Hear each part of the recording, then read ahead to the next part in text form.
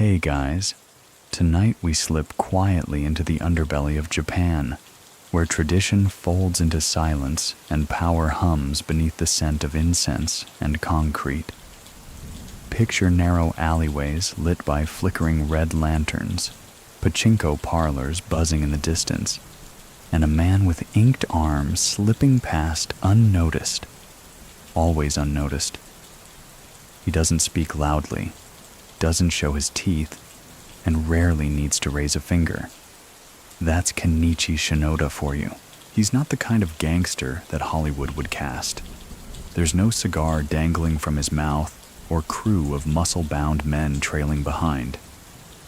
Instead, you'll find him folding his coat slowly, nodding once, and disappearing behind a paper screen, after making a decision that shifts the entire criminal tide of Japan. Born in a quiet prefecture and eventually crowned as the 6th generation Kumicho of the Yamaguchi-gumi, the largest yakuza syndicate in Japan, Shinoda's story isn't about chaos. It's about precision. You probably won't survive this world, not because of the violence, but because of the quiet. The kind of quiet that follows you into elevators, rests behind sliding doors, and sits across from you at tea, saying nothing, but knowing everything. So, before you get comfortable, take a moment to like the video and subscribe, but only if you genuinely enjoy what I do here. And drop your location and local time in the comments. I always love seeing where and when you're tuning in from. Now dim the lights, maybe turn on a fan for that soft background hum, and let's ease into tonight's journey together. He's born in 1942 in Gifu Prefecture, during the final years of a war Japan is about to lose.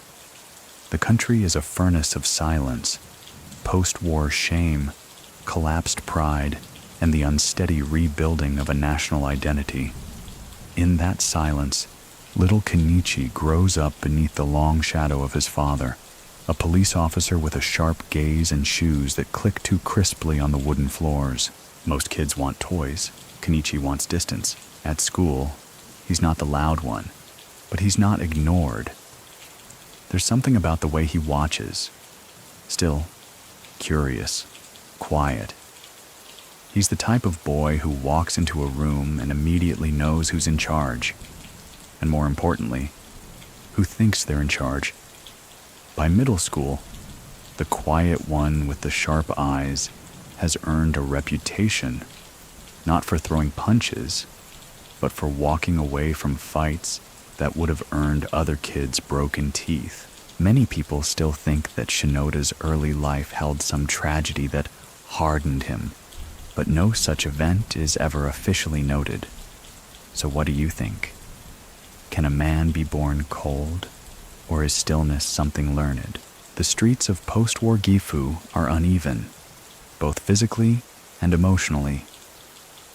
You've got returning soldiers limping back into their homes, families with too many mouths and too few rice balls, and street vendors trying to sell hope in the form of pickled vegetables.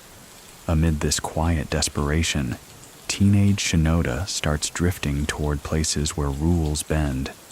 Gambling dens tucked inside noodle stalls, bathhouses that echo with more than just water. He isn't drawn to crime like a moth to flame. He's drawn like a tactician to a chessboard. By 17, he's already known in certain circles, not as a delinquent, but as Shinoda-kun, the kid who doesn't flinch. There's a night where a local punter tries to press him for protection money, expecting the usual teenage bluster. Shinoda listens, expression unreadable. Then he calmly tells the man that if he wants to collect taxes, he should try applying for a government job. The man leaves, quietly. Shinoda hadn't moved an inch. A mainstream historical note here. In the 1950s, the yakuza wasn't the cartoonish criminal syndicate many imagined. It was deeply woven into Japanese society. Post-war politics, business, even construction were laced with invisible threads of underworld connections. Police often turned a blind eye, especially when gangs helped keep order or resolved disputes faster than courts could. Kenichi Shinoda sees this, and he sees an opportunity. But unlike others who want to fight their way to the top, Shinoda is drawn to structure. He studies the ranks, observes rituals, remembers who bowed first and who poured the sake. There's an early incident that leaves an impression. He witnesses a junior yakuza mess up an introduction, speaking before the elder finishes, and the entire room freezes. The mistake isn't corrected with a slap, but with a silence so thick it seems to pull the air from the room. The young man never returns to the next meeting. That's when Shinoda understands power in this world doesn't scream. It breathes quietly, like incense smoke rising from a ceramic bowl. It's around this time that Shinoda begins visiting a local tattoo artist, not for decoration, but for declaration. His back becomes a story in ink, slow and deliberate. Each session is a lesson in patience. The artist says little, and Shinoda says less. Tattoo culture in yakuza tradition is deep-rooted and symbolic. A full back piece isn't just about design, it's about endurance. The pain becomes part of the commitment. Shinoda endures without complaint. By his early 20s, he isn't a made man, but he's a marked one. One of the few tales that trickle out from that era comes from a senpai in the local syndicate. The older man tells of a night when a rowdy dealer pulled a blade on Shinoda in a game parlor. Without raising his voice, Shinoda pointed to the floor and said, "If you drop that here, you'll never see it again." The man blinked, hesitated, then sheathed the knife and walked out. What stands out isn't fear, it's faith. People start believing Shinoda knows something they don't, that maybe he's read a different rulebook. Gangs in post-war Japan were chaotic, often stitched together by proximity or necessity. But Shinoda starts hinting at something else, a way to build with precision. He's not interested in chaos. He's interested in calculated quiet. And when the chance comes to join the Yamaguchi-gumi, the largest and most structured family in the entire archipelago, he doesn't leap. He listens, watches, waits. Eventually, he steps forward, not loudly, just enough, and the door opens. Schoolyard brawls aren't uncommon in post-war Japan. The tension in the air finds its way into the fists of boys who don't yet have the words for what they feel. Kenichi Shinoda isn't immune to this impulse, but his fights are different. Not for rage, not for chaos, but for something quieter, measured, controlled. By the time he's in secondary school, Shinoda isn't feared for size. He's small-framed, always a bit lean, but for the unnerving calm before his punches. There's an early story from his school days that resurfaces decades later. A local kid with a loud mouth and a bigger build pushes Kenichi around during recess, calling him a ghost because of how quietly he moved. Most would bark back, not Shinoda. He lets it slide. For days, then one afternoon, behind the storage shed, he catches the boy, alone. No witnesses, no words. One punch to the ribs, two to the face. Then silence. He walks away before the boy even hits the ground. Teachers don't find out, but word spreads. And Shinoda? He doesn't brag. He doesn't smile. He just slips his hands back in his pockets and watches the cherry blossoms fall. His father notices, of course. Being a police officer in a small prefecture has its drawbacks. Rumors reach your house before your son does. There's tension at home. Not explosive, but constant. Like the quiet hiss of a tea kettle left just a little too long on the flame. His father scolds with disappointment, but never raises a hand. Shinoda doesn't yell back. He just nods and goes silent again, and maybe that's where it starts. The divide between the man upholding the law and the boy beginning to understand power not as authority, but as control. By the time he's 16, Shinoda is already wandering outside the predictable teenage routine. While classmates are cramming for exams or sneaking cigarettes behind shrines, he's frequenting small bars and izakayas filled with middle-aged men who call him son, but speak with a caution they don't even realize they're applying. Many people still think that Shinoda's early exposure to yakuza culture came through family ties, but there's no record of such lineage. No uncle in the game, no cousin in the know. So what do you think? Did he seek it out, or did it find him?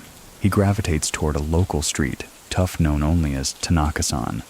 Not a boss, not flashy, just a mid-level enforcer with good instincts and a decent tailor. Tanaka sees something in Shinoda. Not ambition, not charm, just clarity. A boy who listens more than he talks, who holds his gaze without challenging, and whose silences seem like they're absorbing every ounce of the room. Tanaka starts inviting him to errands, not dangerous ones, just collections, deliveries, watching the door. Shinoda observes how many times the envelope is counted, how the drink is poured, how apologies are worded differently depending on debt amount. There's one scene that sticks in Shinoda's mind for decades. A man behind on payments starts to weep. Real tears, messy, desperate. He offers his wedding ring. Tanaka says nothing, just places the ring back in the man's hand and tells him to keep it, but pay up in 4 days. Outside, Shinoda asks why. Tanaka shrugs. Some things are better reminders when they're still worn, he says. Shinoda never forgets that line. There's an old phrase in yakuza circles. A blade cuts once. A memory bleeds forever. Shinoda is building an arsenal of memories, and he's storing them like weapons in his spine. He doesn't officially join a family yet, not until he's 19. But by then, everyone in the Takayama underworld already knows him. Not for deeds, but for presence.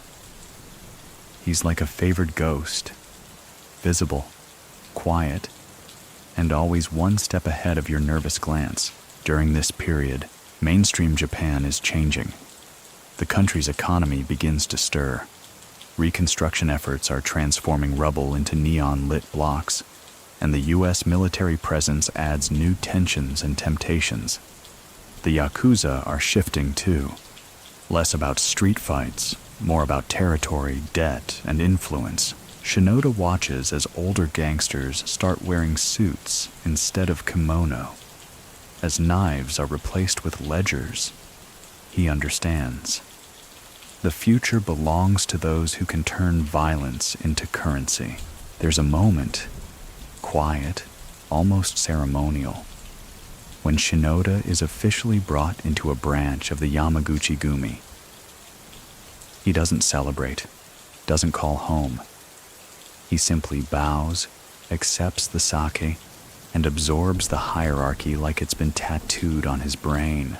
He's assigned a mentor named Hiros, a low-key operator who manages backroom deals for building permits in the region. Not glamorous, not dangerous, but critical. Hiros teaches him how to listen more than he speaks, how to turn a no into a maybe, and how to recognize when silence is actually permission. They sit in cramped offices with windows papered over, drinking bitter tea and reviewing property tax loopholes while listening to the hum of fluorescent lights. It's not the stuff of movies, but it's the architecture of real power. And Shinoda, he thrives. By the time he's in his mid-20s, he's doing more than listening. He's anticipating. Clients start asking for him specifically.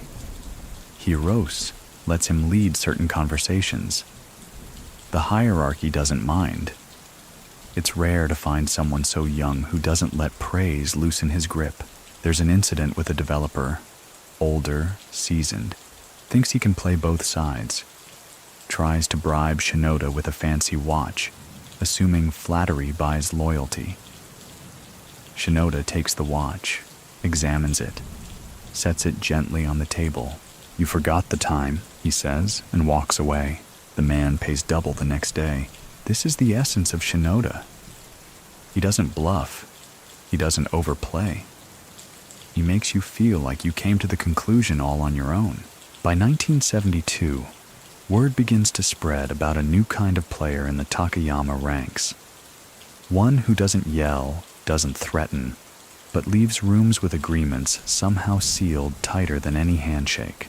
One night, during a small gathering in a smoky izakaya, a senior member toasts him, not as Shinoda-kun, but as Ken-san.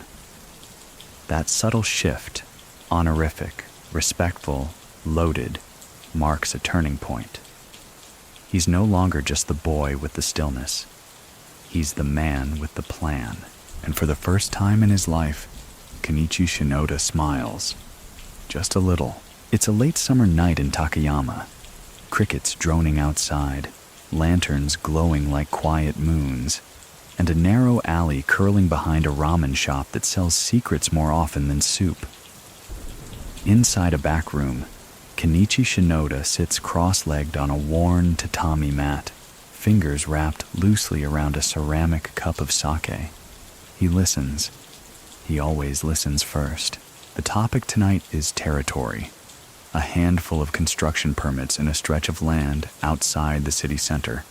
Nothing glamorous. But land, even quiet land, breeds power. An older associate argues passionately, veins rising in his neck like storm wires. He insists the Yamaguchi-gumi should strong-arm their way in, intimidate the council, push out the locals, make noise. Shinoda says nothing. He simply leans forward, places his cup down with the softest tap, and asks, "What happens when the council changes hands next spring?" Silence falls. Everyone knew elections were coming, but no one had thought that far ahead. That's the thing with Shinoda. He doesn't react. He recalibrates. This night becomes legend. Not because of what he did, but because of what he stopped others from doing. And from that moment, his nickname begins to shift in the whispers. The one with the blade that stays sheathed. Around this time, Shinoda becomes known for an unusual habit, walking alone late at night through the old parts of town. Not for surveillance, not for deals, just walking. Hands in his coat pockets, shoulders hunched slightly, eyes scanning the corners. Some say he's meditating. Others say he's measuring things that aren't visible in daylight. There's an urban legend, still passed around like a half-truth, that a rival gang once sent someone to tail him during one of these walks. The man returned pale, shaking, and refused to speak about what he saw. Many people still think that Shinoda had connections to occult traditions, old rituals, temple guardians, even omens, but there's never been evidence. So what do you think? Was it fear or something deeper? As the 1970s roll forward, Shinoda avoids flash. While others buy German cars and gold watches, he wears the same style of wool coat, keeps the same dull wristwatch, and refuses to change his haircut. He moves through public life like a man trying to leave no fingerprints, and yet, everything he touches begins to tighten. It's around this time that he earns something most yakuza only dream of: autonomy. A small but potent corner of the organization carved out for him, named the Kodokai. Kodo roughly translates to imperial path. It's an ambitious name, even poetic. But Shinoda doesn't choose it for grandeur. He chooses it for intention. This isn't just a unit. It's a philosophy. Loyalty isn't demanded, it's observed. Orders aren't barked, they're implied. And membership? Selective in a way that borders on surgical. The Kodokai becomes known not for violence, but for efficiency. Their operations blend low-profile investments, real estate negotiation, and construction contracts with an eerie seamlessness. Rivals start calling them the accountants with knives. It's meant as an insult, but Shinoda likes it. He says nothing, of course, just smiles faintly when he hears it repeated. One of the early Kodokai moves involves a high-end hostess club on the outskirts of Nagoya. The owner's in trouble, debt piling up, protection fees unpaid, staff quitting. Shinoda walks in unannounced one night, orders tea, and sits in the back booth. The manager, sweating bullets, offers him everything. Control, equity, anything. Shinoda sips his tea. Just clean the floors and pay your staff, he says. We'll talk next month. The place turns around in weeks. No violence, no threats. Just the idea that he might return. That's the kind of presence he builds. One that reshapes futures by merely entering a room. A mainstream historical detail worth noting. By the mid-1970s, the Yamaguchi-gumi had become the largest yakuza organization in Japan, with over 13,000 active members. But despite its size, it was riven with quiet rivalries and internal politicking. The old guard still clung to traditional codes, while younger factions like the Kodokai leaned toward modern, corporate-style operations. Shinoda, of course, was the quiet architect of this shift. He understood that paper trails were more dangerous than bullets, and a quiet phone call could end an empire. It's also during this era that he develops one of his more controversial philosophies. Reduced visibility equals increased longevity. He begins discouraging his men from wearing the traditional flashy tattoos outside, forbids loud cars, and insists that all meetings end before midnight. He allegedly tells one lieutenant, "If they can't remember your face, they can't follow your footsteps." This attention to detail isn't just paranoia, it's strategy. In the late 70s, police surveillance efforts begin increasing dramatically, especially after several high-profile yakuza incidents. Many syndicates adapt by tightening ranks or cutting deals. Shinoda adapts by making himself nearly invisible. One cop, years later, describes trying to tail Shinoda in Nagoya. "It was like following fog," he said. "Every turn, he vanished. Not physically, but emotionally. Like he'd already left the room before you even entered it." By 1978, the Kodokai is a force, still small, but feared, not for body count, but for unreadability. No one knows how far their reach goes. No one knows who reports directly to Shinoda. And that's exactly how he wants it. In meetings with Yamaguchi-gumi higher-ups, he rarely speaks first. Instead, he waits, listens, and then, when the room grows heavy with indecision, he says a single sentence that ends the discussion. Not through force, but because everyone knows his logic is already 2 moves ahead. There's one meeting where a dispute arises over club kickbacks in Osaka. Shinoda listens for 20 minutes, then simply says, "We don't own the lights, they follow who they want." The phrase makes no sense at first, but within hours, the clubs involved fold quietly into a Kodokai business arm. No blood spilled. Just an idea dropped like a stone in a pond.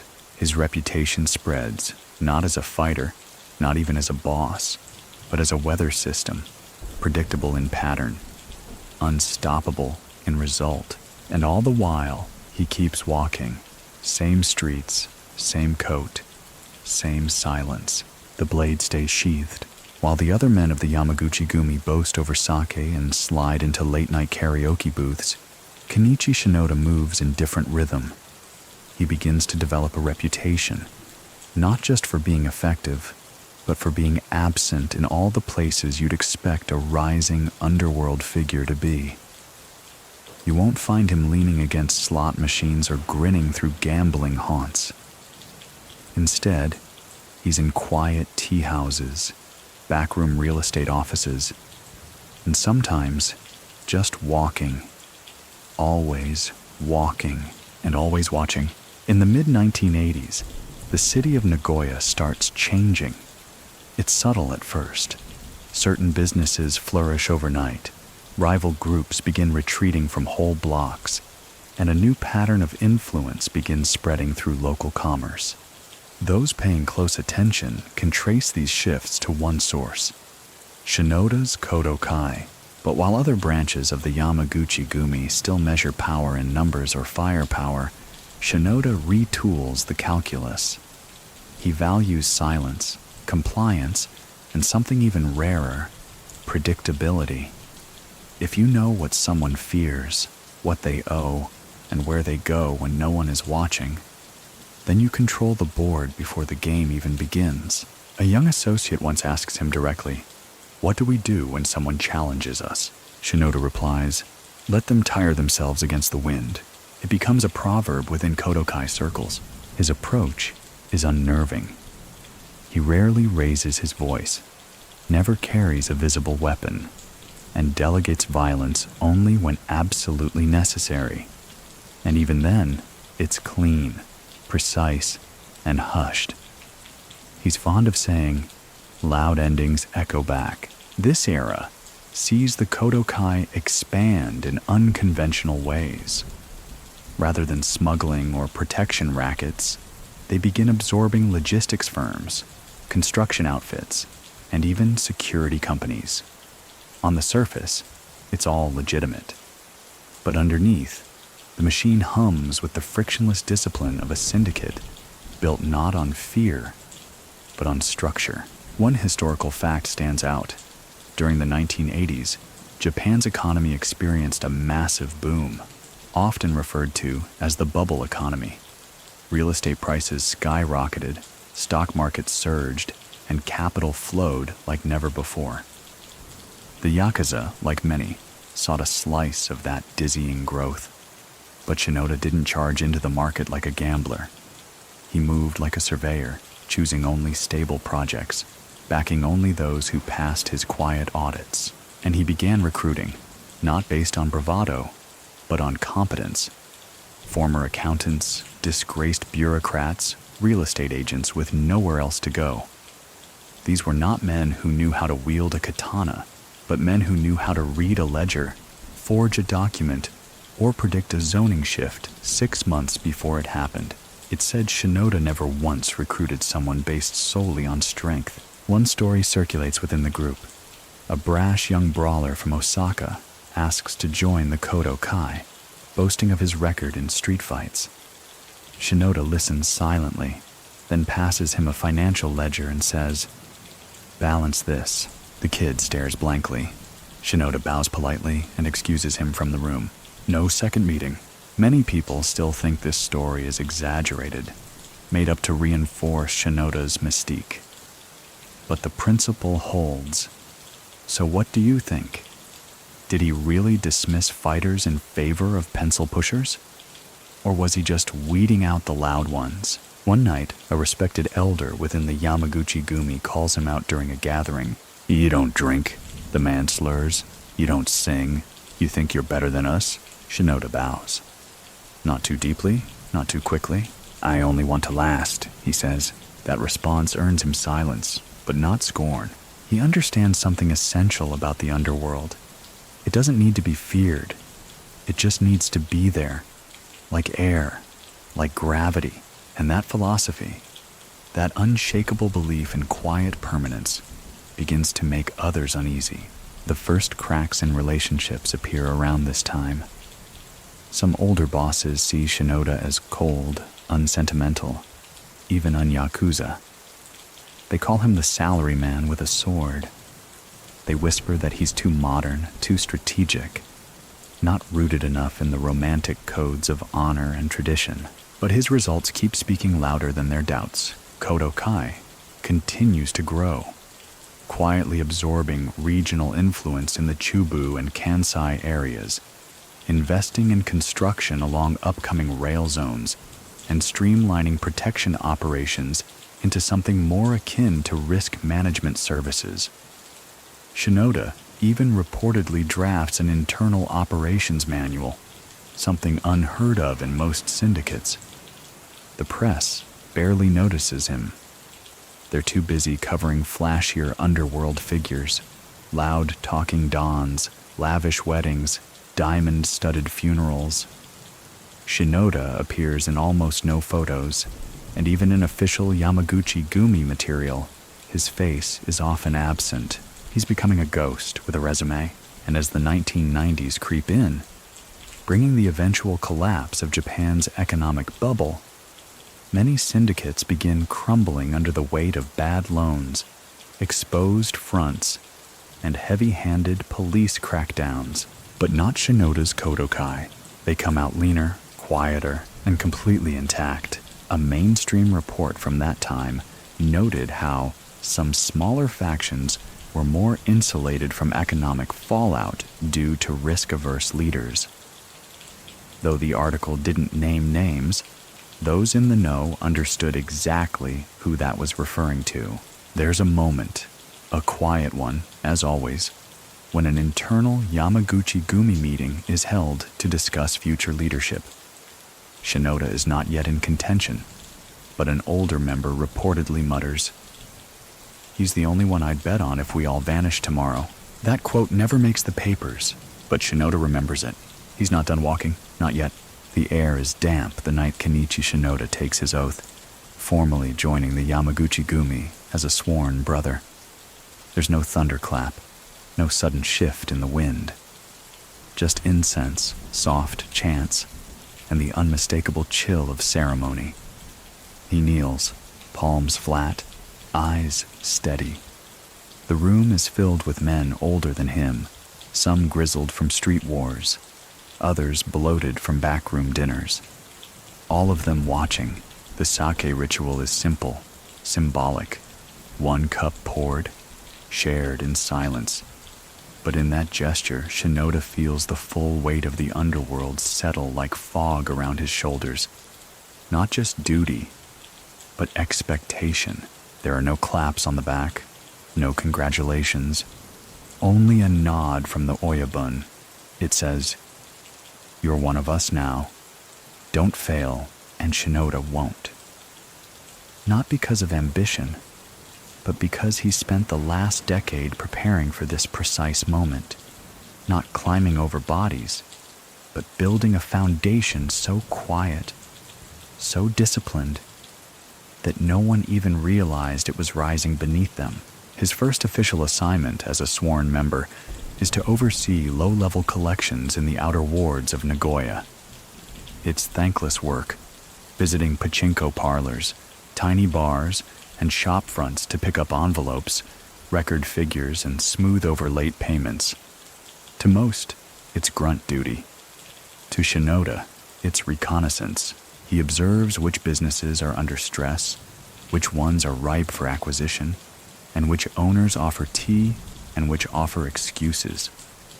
He creates his own mental map, not of streets, but of desperation and leverage. In one memorable incident, a bar owner refuses to pay, claiming he's already given his dues to a different faction. Shinoda listens, nods, and thanks the man. No threats, no raised voice. But the next week, that rival faction's enforcer visits the same bar and finds the locks changed, the shelves emptied, and a polite sign that reads, "Closed due to silence." The bar reopens days later, under new ownership. Shinoda's men now work the door. The old owner, rumor says he was relocated to another town. Voluntarily, this is how Shinoda works. Not through force, but through a kind of social origami, folding situations until the shapes benefit him, until others are too puzzled to resist. At this time, Japan is entering a period of economic volatility. The early 1990s sees the collapse of the asset bubble, and businesses across the country begin to tremble.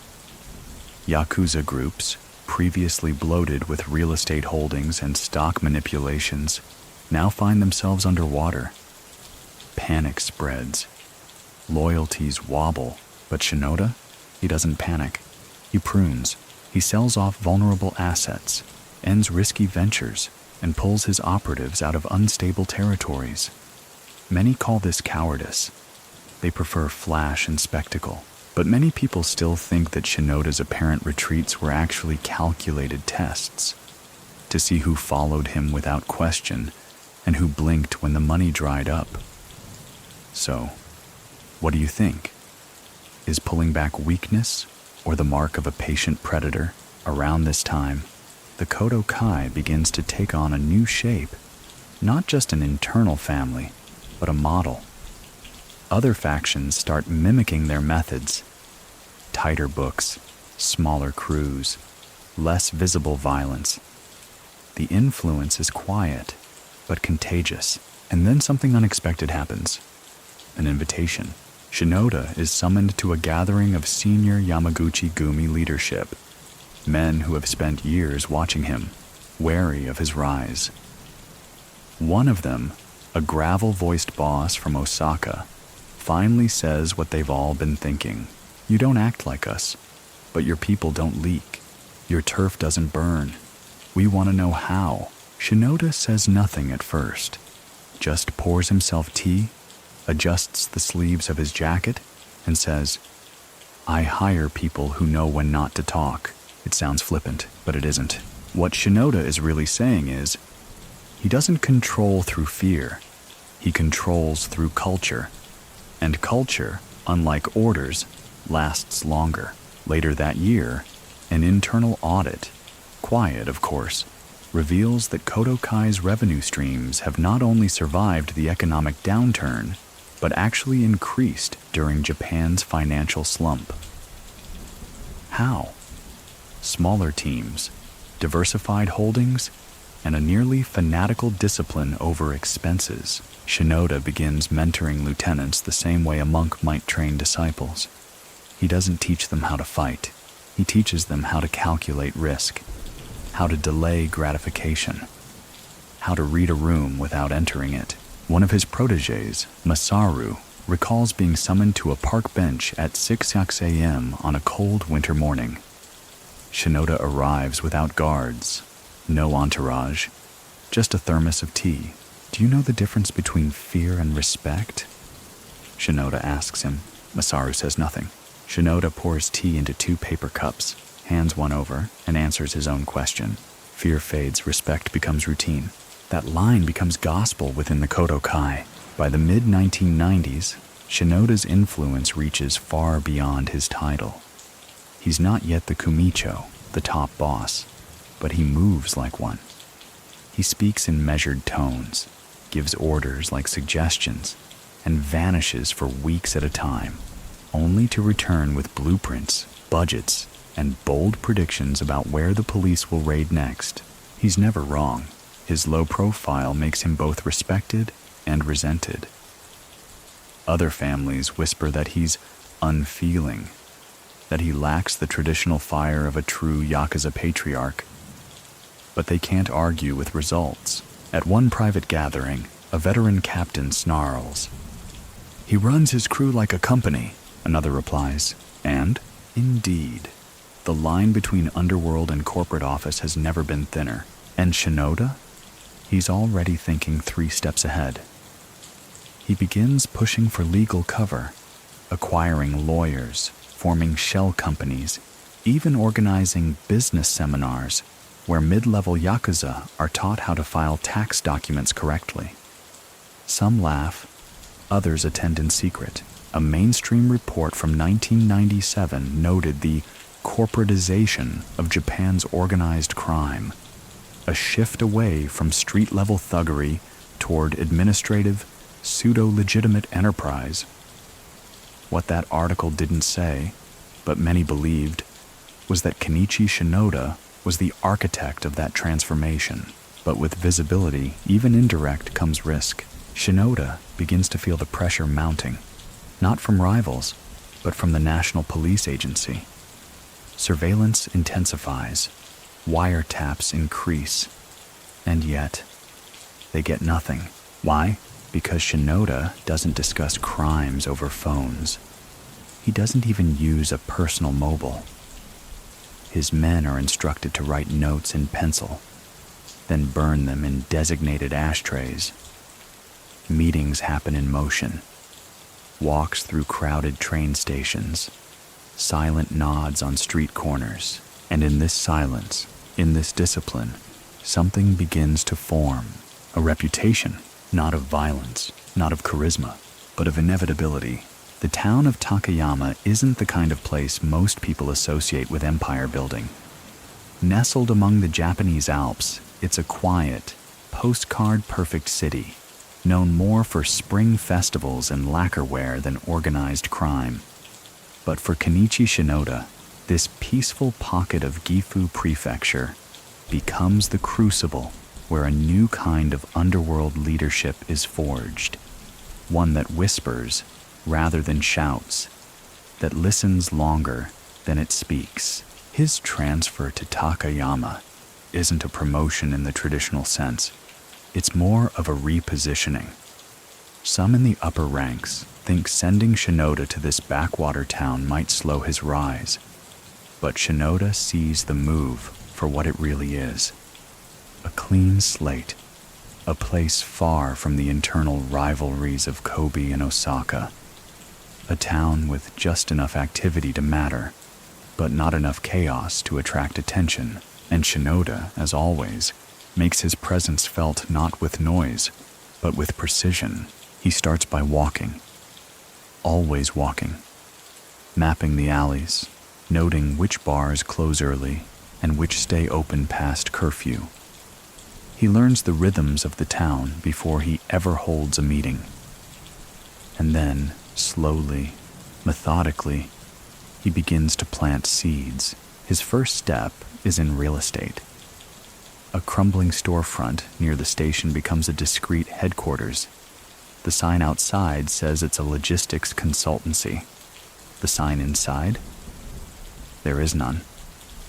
His meetings happen in the back room, behind a cheap Norin curtain that smells faintly of cedar and tobacco. Shinoda starts building trust with local business owners. He doesn't strong-arm them. Instead, he offers services, security, debt mediation, even assistance in negotiating with shady suppliers. Within months, his name becomes synonymous with results. One coffee shop owner tells a friend, "You don't go to the police if someone threatens your shop. You go to Mr. Shinoda. He listens better." This isn't romanticism, it's strategy. While most yakuza operations in small towns revolve around gambling or protection rackets, Shinoda takes a different route. He targets logistics, warehouses, transportation permits, cold storage units. It's not sexy, but it's essential. And most importantly, it's hard to trace, a mainstream fact often overlooked. During the late 1990s, Japan's regulatory systems surrounding small business logistics were notoriously vague. This allowed syndicates to slide in, offer assistance, and build legitimate-seeming operations that funneled money upward with minimal suspicion. Shinoda is a master of this gap, but even as his control grows, he maintains a low profile. No bodyguards, no custom suits, just the same wool coat, the same slow blink, and that habit of pausing one breath longer than necessary before answering. One story from this era: a mid-level cop assigned to keep tabs on Shinoda decides to confront him casually. The officer, new to Takayama, approaches him outside a bookstore and makes a vague comment about certain activities in the area. Shinoda looks at him, smiles slightly, and says, "There's crime everywhere.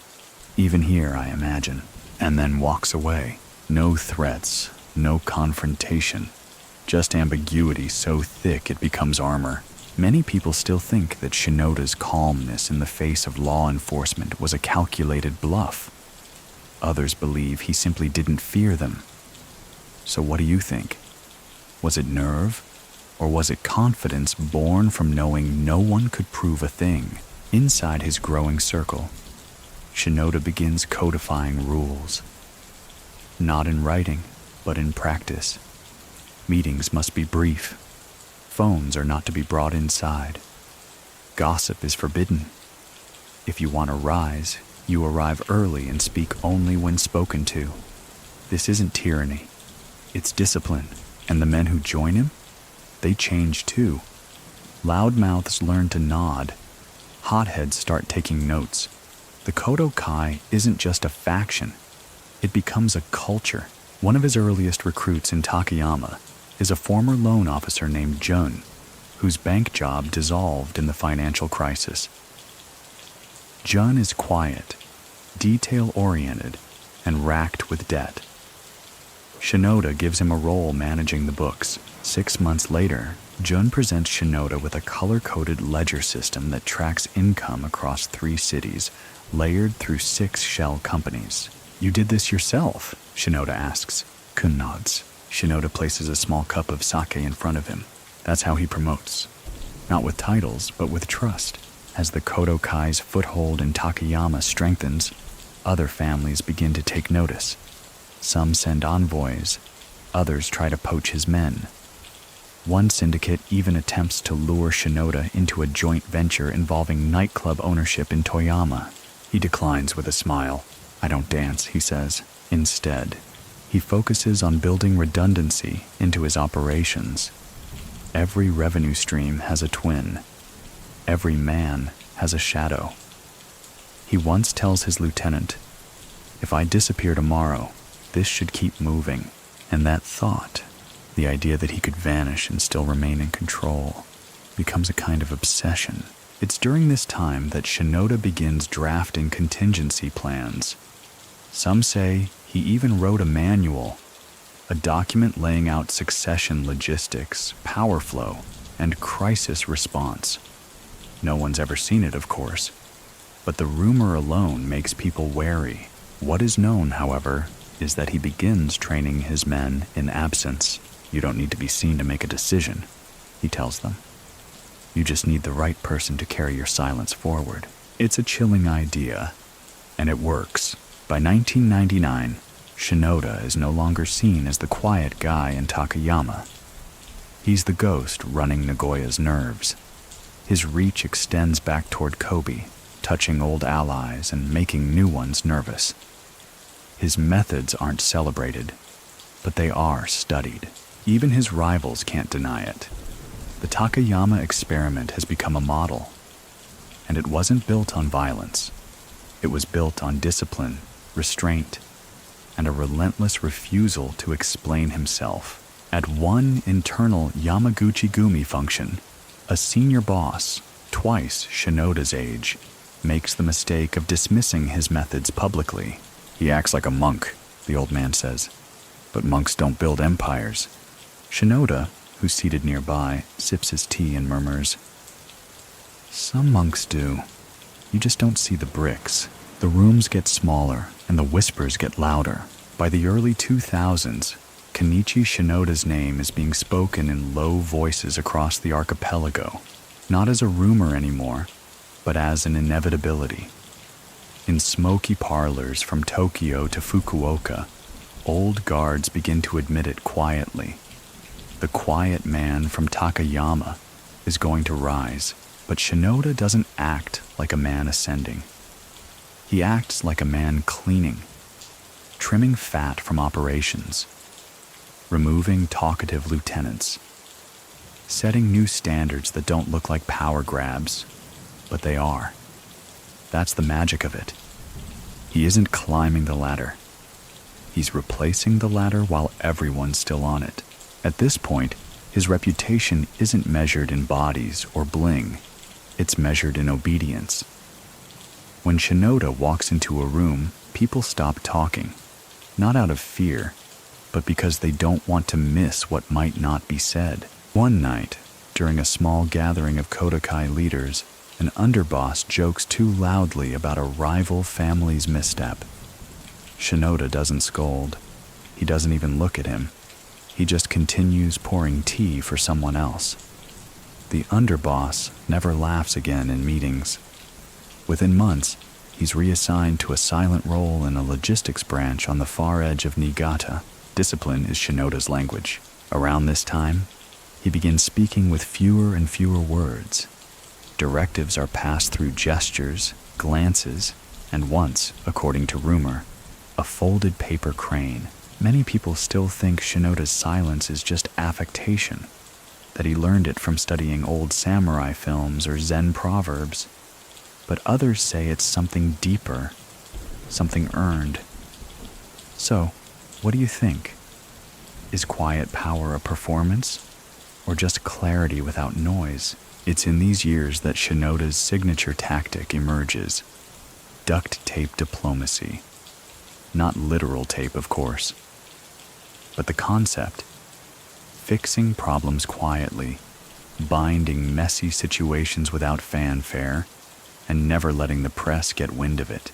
A land dispute arises near Nagoya, involving a contractor with ties to a rival family. The deal is poised to explode. Instead, Shinoda sends a gift. Not money, not a threat, just an envelope containing a list of subcontractors who owe him favors and a handwritten message that reads, "These men can help build or bury." The contractor folds. No blood, no scandal, just silence. Meanwhile, the Kodokai tightens its grip, not just on the streets, but on the margins. They begin handling gray deals, labor negotiations, dispute resolution between corporations, and the occasional missing shipment that suddenly finds its way home. And then, without announcement, Shinoda initiates a move no one sees coming. He drafts an internal restructure of Kodokai, splitting its management into cells that don't overlap, limiting information flow to a need-to-know basis. Even lieutenants don't know who's 2 steps above or below them. On paper, it looks paranoid. In practice, it's genius. It creates deniability, resilience, and it makes Shinoda, already an enigma, even harder to trace. A mainstream shift occurs here. In the early 2000s, Japan's government implements tougher anti-yakuza laws. Front businesses are scrutinized, assets frozen, and known members publicly listed. While many families scramble to react, Shinoda's machine glides on. Why? Because his empire doesn't wear its name on its sleeve. It wears silence, but the walls are tightening. Police pressure increases. Surveillance becomes aggressive. Shinoda knows it's only a matter of time before the law catches up. Not because he's made mistakes, but because he's become too quiet to ignore. So he begins to prepare. First, he starts grooming succession, not for the Kodokai, but for himself. He meets with senior Yamaguchi-gumi figures, some of whom have doubted him for years. The meetings are brief, formal, no drinks, no meals, just nods, acknowledgments, and one clear message: I'm ready. And then something unexpected happens. The current 6th generation Kumicho, Yoshinori Watanabe, announces his intent to step down due to health concerns. The internal scramble begins immediately.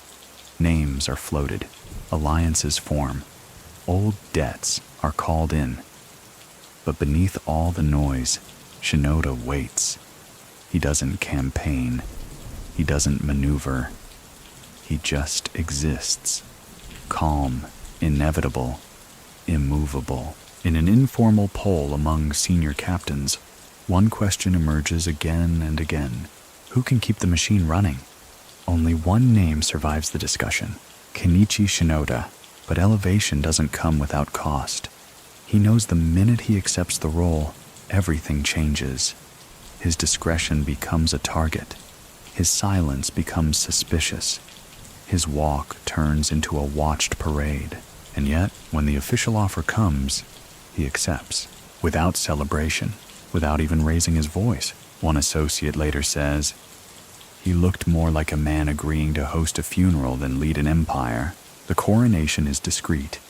No grand halls, no champagne, just a quiet ceremony behind closed doors in a nondescript building on the outskirts of Kobe. The Yamaguchi-gumi now has a new boss, and for the first time in its history, the Kumicho isn't from Kobe. He's from Gifu. The grumbling begins immediately. Whispers of betrayal to tradition, of a breach in legacy. Some say a man born outside the sacred soil can never understand the family. Others say the Kodokai is just a virus infecting the whole syndicate, but Shinoda doesn't respond. He moves into a modest compound, reduces meetings to once a month, and begins trimming the top ranks. Quietly, systematically, he begins to rebuild the Yamaguchi-gumi in his own image. Gone are the lavish public events. Gone are the flashy weddings, the car shows, the overexposed ceremonies. Instead, the syndicate starts running like a sealed vault, cold, efficient, and virtually silent. One lieutenant remarks, "It's like we turned from lions to panthers overnight." And in that sleek transition, Shinoda finds purpose. He wasn't crowned to reign. He was crowned to correct, and he will, in silence. The elevation of Kenichi Shinoda to Kumicho, the sixth-generation head of the Yamaguchi-gumi, is both an earthquake and a fog bank. Sudden in its implications, but silent in its delivery. There's no public announcement, no press conference, just a flicker of acknowledgement among Japan's criminal elite. The man from Gifu now controls the throne in Kobe, and that throne? It's creaking. The Yamaguchi-gumi isn't just a gang. It's a centuries-old organism, part ritual, part muscle, part myth. It survives not by brutality alone, but through a complex balance of hierarchy, history, and habit. Shinoda is well aware that by being the first boss born outside Kobe, he has already disrupted one of those pillars. He doesn't blink. Instead, he begins with a whisper campaign within his own house. Meetings become smaller. Briefings are conducted in pairs, never groups. High-ranking members are rotated into new roles, often with little warning. Allies who expect rewards for supporting his ascent receive polite silence. Why? Because Shinoda isn't repaying favors. He's reshaping the architecture. One of his first moves? Moving key decision-making from Kobe to Nagoya. The symbolic capital of the syndicate remains untouched. But in practice, the engine of power now purrs in Kodokai territory. Kobe remains the frame. Nagoya becomes the blade. This doesn't go unnoticed. Some factions within the Yamaguchi-gumi begin to murmur that Shinoda is centralizing power too quickly, that he's favoring Kodokai loyalists, that he's turning a collective empire into a private company. But Shinoda, as always, responds without responding. He simply keeps winning. A mainstream fact of the period. By 2005, the Japanese government had begun aggressively targeting organized crime.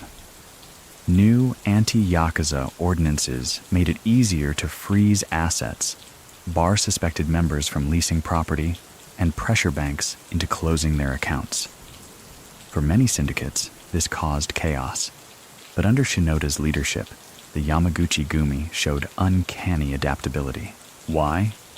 Because he'd already built a system that operated on minimal exposure.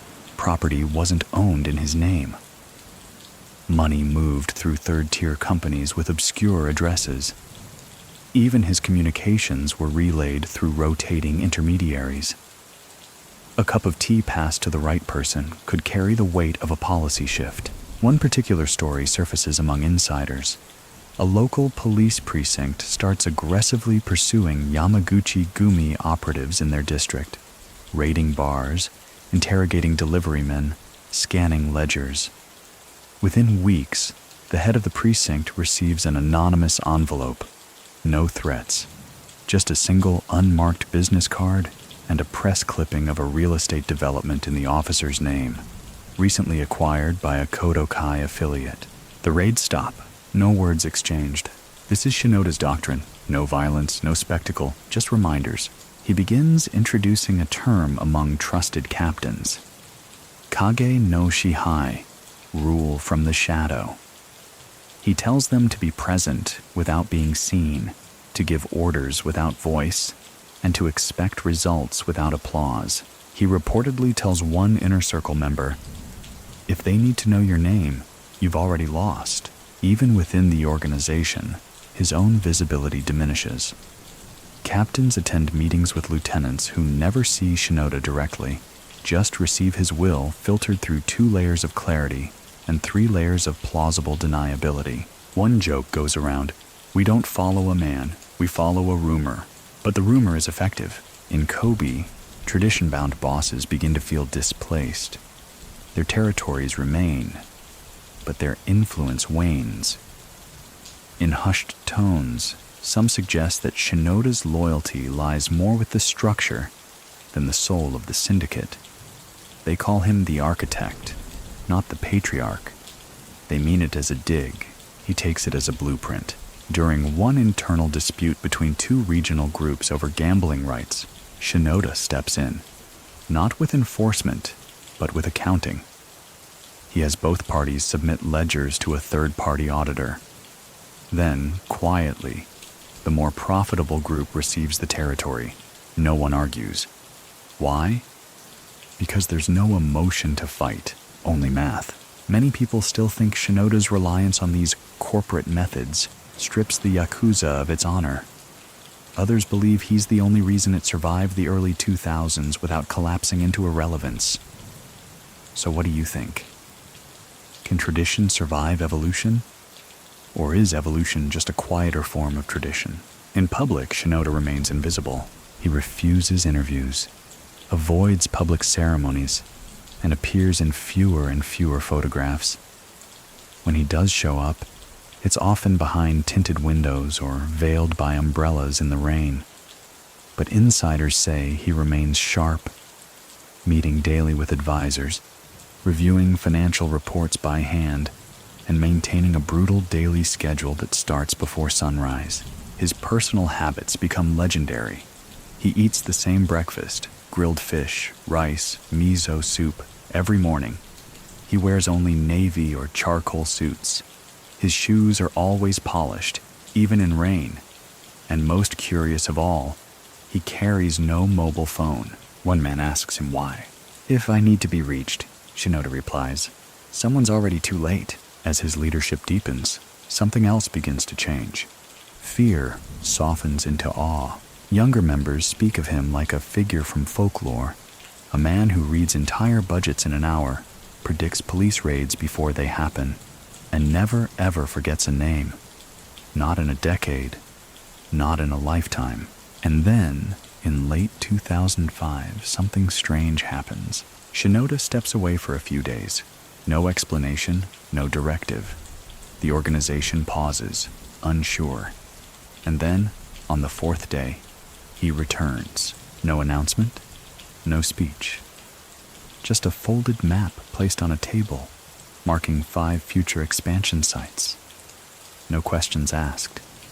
No one dares. It's around this time that people stop referring to him as the new boss. He's just the boss.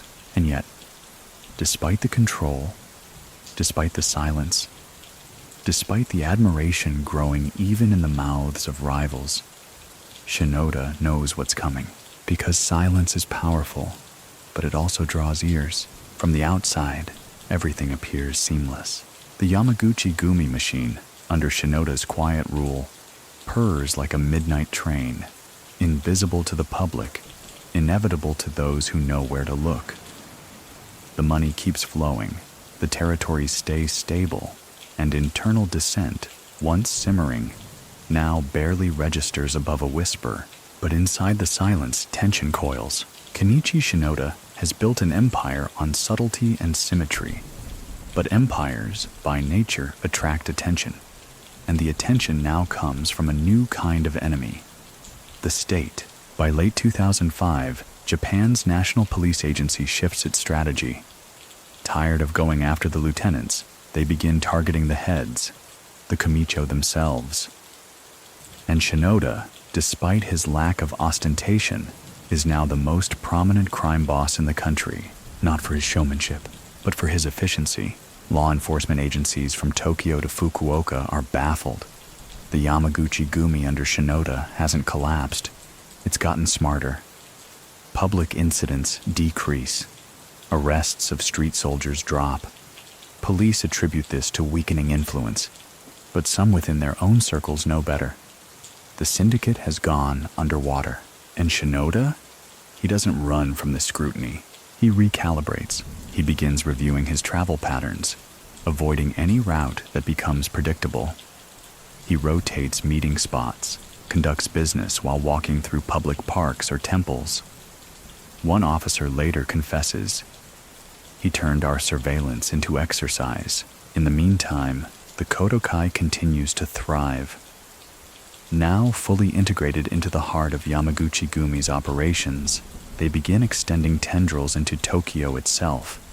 Previously, a city ruled more by rival syndicates, but Tokyo proves slippery. Media presence is higher. Police coverage is intense. Still, Shinoda probes gently. He opens small logistics outfits, consulting firms, and even a cultural nonprofit, all of which, at least on paper, have clean books and legitimate missions. Their true purposes? Known only to a handful of men, and even they don't know the whole picture. There's one moment, a minor one on the surface, that perfectly encapsulates Shinoda's method. A junior officer stops a suspicious truck headed toward Tokyo's urban core. The driver, polite and calm, presents valid papers. Inside, the shipment is mundane, kitchen equipment. But when police test the contents, they find micro markings, tiny engravings that map out code routes for money laundering. The driver is released. The documents were valid. The equipment never gets used. Shinoda doesn't react, but 3 weeks later, that police unit is disbanded. Not because of interference, because their precinct captain retires. Early. Many people still think Shinoda had no hand in it, that it was coincidence. Others say his reach into bureaucratic backdoors goes deeper than any of his criminal dealings. So what do you think? Is coincidence just the name we give plans we weren't meant to see? Shinoda continues his pattern of non-response.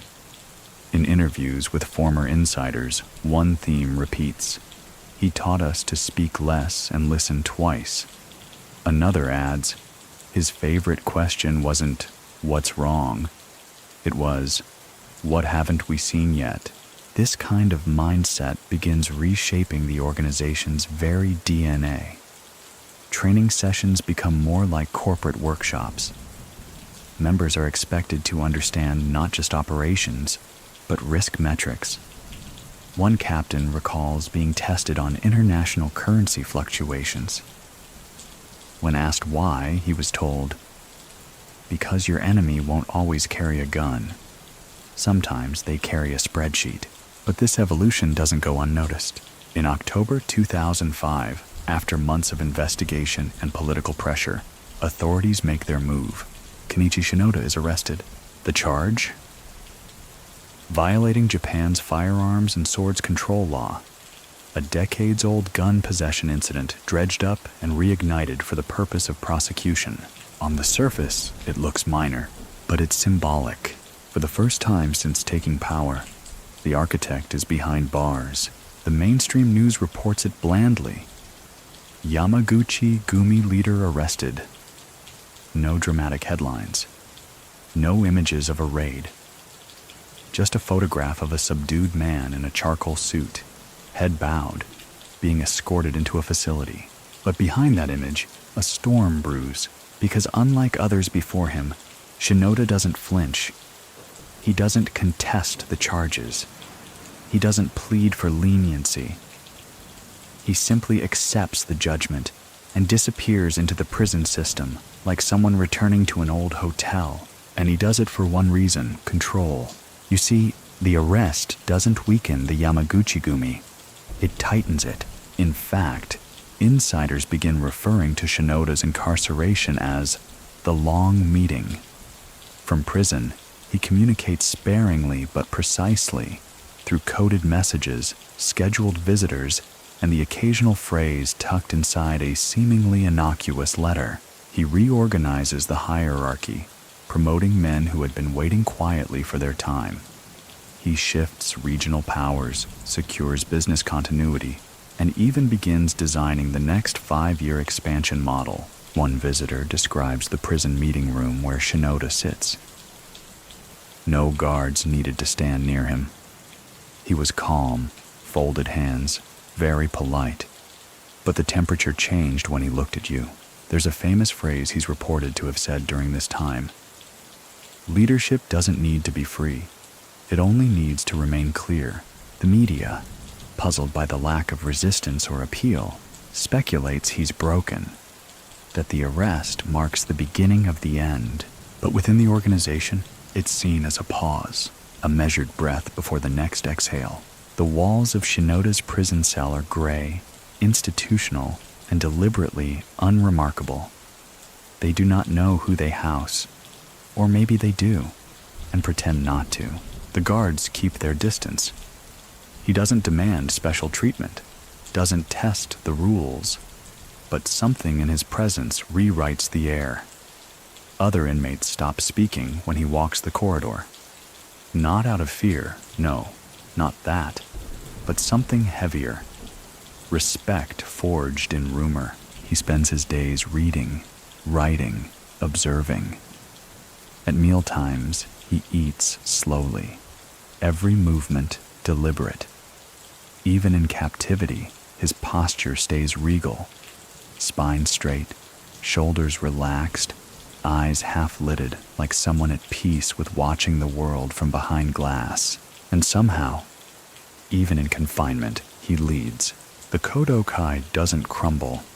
It doesn't even stagger. If anything, it becomes sharper, streamlined.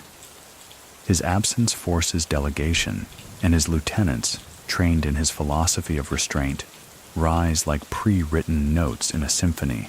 From the outside, law enforcement braces for instability. The removal of a yakuza head has historically triggered succession wars, factional splits, violent retribution. But under Shinoda, nothing.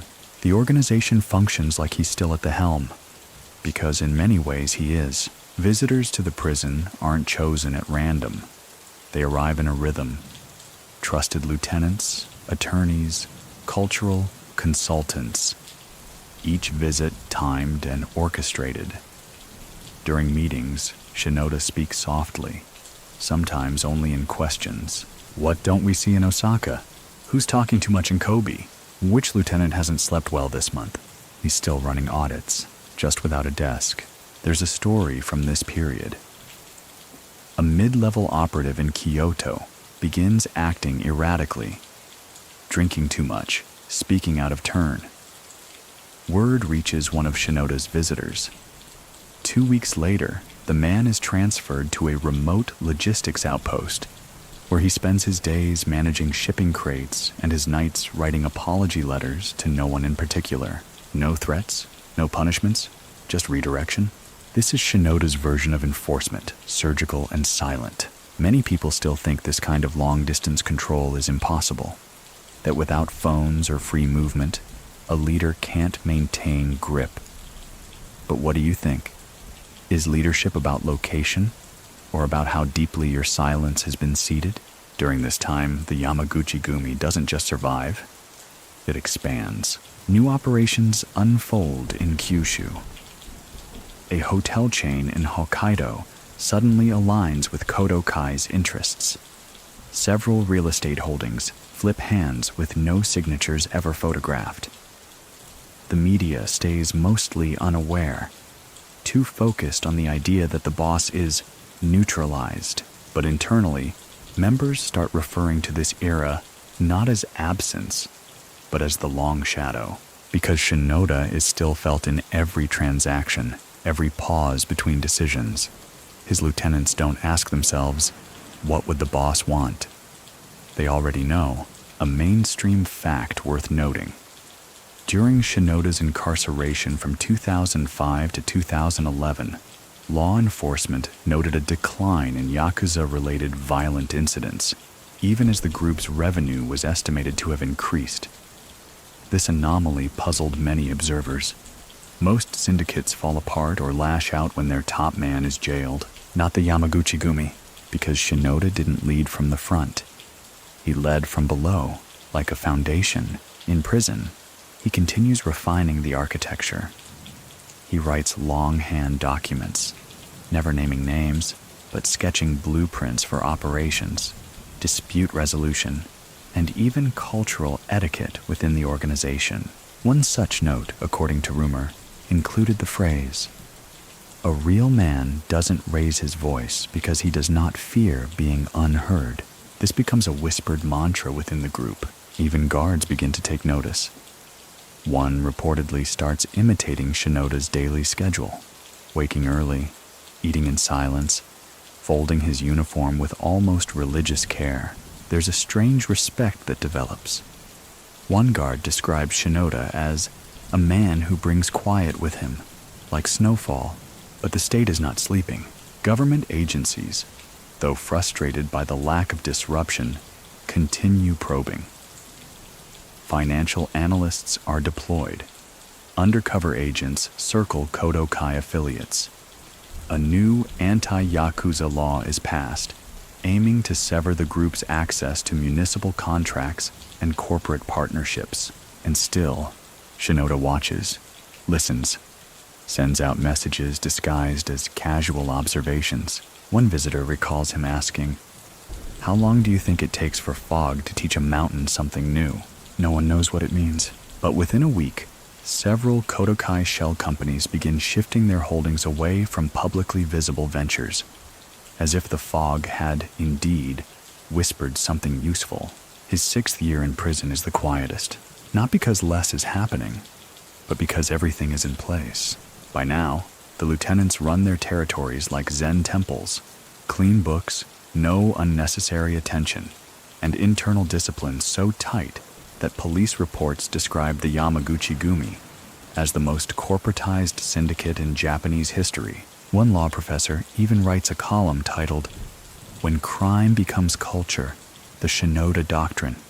It includes the line, "If the sword is gone, but everyone still kneels, what does that tell you about the hand that once held it?" In the fall of 2011, rumors begin to swirl that Shinoda may be released early for good behavior. And indeed he is. He walks out of the prison gate in silence. No entourage, no statement. Just a man in a gray suit, older now, carrying nothing but a small cloth bag, and the weight of a syndicate still running like clockwork. The press gathers. They get no soundbite, no wave, just a bowed head, and then he's gone. Back into the shadow that never left. The day Kenichi Shinoda walks free, the air is still. No parades, no screaming loyalists. Just a cold breeze passing through the gate and brushing against the lapels of his charcoal gray suit. His shoes are polished, his steps deliberate. It's as if prison never contained him, only preserved him. He doesn't speak to reporters, doesn't flash a smile. There is no celebratory dinner, no limousine waiting with tinted glass. A modest black sedan idles at the curb. He enters it like a man climbing into routine, not victory. Inside the car, he closes his eyes. The silence isn't heavy. It's alive. Outside the prison, the Yamaguchi-gumi is more than intact. It's flourishing in ways that disturb law enforcement. Territories are clean. Books are tidy. The organization behaves less like a criminal syndicate and more like a deeply conservative investment fund with muscle. And the man behind it? He returns not like a king, but like a metronome clicking back into time. His first move after release isn't dramatic, it's symbolic. He visits an old temple in Gifu. not the grand kind. A small, local place nestled behind a row of cypress trees, the kind of temple where monks know your name, and the incense has been burning since before the Meiji era. There he prays, alone, for 20 minutes. A single reporter follows discreetly, snapping photos from across the road. But the photos never reveal what they hoped. No tears, no weakness, no grand gesture. Just Shinoda, kneeling in the dust, hands folded, eyes closed. Many people still think this was a performance, a staged moment for public digestion. But others say it was his way of grounding himself again. So what do you think? When power bows, is it humility or simply recalibration? Within the organization, his return is less ceremonial than procedural. He resumes his place not by declaration, but by default. There is no one to contest it. His name is already etched in every ledger, every protocol, every whispered understanding between affiliates. But something is different. He begins to pull back, not from control, but from visibility. He shifts more operational authority to lieutenants he groomed from his prison years, men who speak in full sentences, but think in fragments, trained to interpret silence, not just react to orders. One of these men, Nakamura, becomes a key figure. Shinoda meets with him weekly, not in boardrooms, but in public parks, on benches, among joggers and birdsong, always without security, always with tea. During one of these meetings, Nakamura reportedly asks, "Should we expand now?" Shinoda sips, then replies, "Expansion is what others notice. Presence is what they fail to notice." This phrase becomes internal gospel. While many of his peers celebrate their releases with vacations, Shinoda returns to structure. He resumes his daily 4:30 a.m. routine, morning tea, 2 newspapers, handwritten notes, and then movement, always in silence, always with purpose. What shocks law enforcement is how little changes after his return. There are no power struggles, no turf wars. It's as if nothing ever paused, like the machine never stopped turning, because he built it not with gears, but with gravity. The Ministry of Justice, frustrated, doubles down. Surveillance increases. Assets are frozen. Banks begin flagging transactions from companies suspected of ties to the Kodokai. Yet every time a lead appears solid, it evaporates. Paper trails curl into smoke. Names on contracts trace back to retired grandmothers or defunct factories in Hokkaido. Shinoda is never linked directly. Because Shinoda is never anywhere directly, there's an incident in late 2012. A young captain is caught in a bribery scheme involving public works. The press seizes it. Lawmakers bark. For 48 hours, it looks like scandal will erupt. Then, the captain resigns. Publicly, in writing, apologizes, donates half his assets to a civic restoration project, disappears to the countryside, and Shinoda issues a 3-sentence statement. "We regret the distraction. The individual has chosen reflection. We continue with purpose." No mention of crime, no admission of guilt, just airtight corporate speak, wrapped in centuries-old honor. One professor of Japanese studies writes in a journal article, "Shinoda didn't modernize the yakuza, he distilled it. What's left now is more vapor than bone. It cannot be struck." Even within the Yamaguchi-gumi, a shift begins to occur. Young recruits, once hungry for street clout, are now vetted like interns. They undergo observation periods, personality audits, financial literacy tests. It's no longer enough to be tough. You must be useful. Shinoda reportedly tells a group of initiates, "If you want to throw a punch, do it at your calculator. That's where your enemy lives now." But not everyone is satisfied. Old guard members begin expressing concern. They whisper that Shinoda is too distant, that he's too obsessed with subtlety, that the fire of tradition is flickering beneath layers of modern ice. One elder even says, "He's running this family like a chess game, but some of us are still playing Go." Shinoda hears this. He doesn't respond publicly, but the elder is quietly reassigned.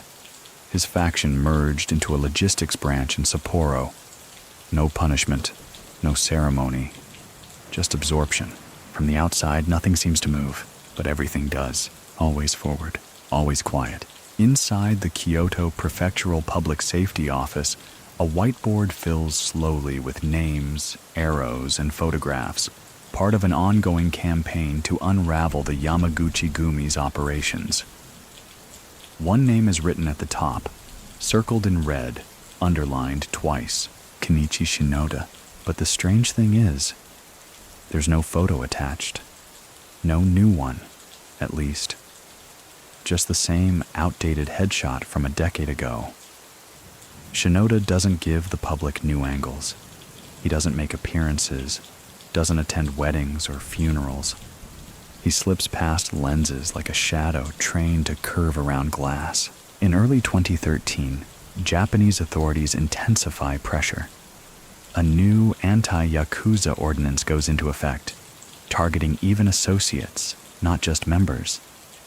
Banks are encouraged to close accounts, business partners are investigated, and even restaurants found to be serving known affiliates are penalized. And yet somehow, the Yamaguchi-gumi continues to function. The reason?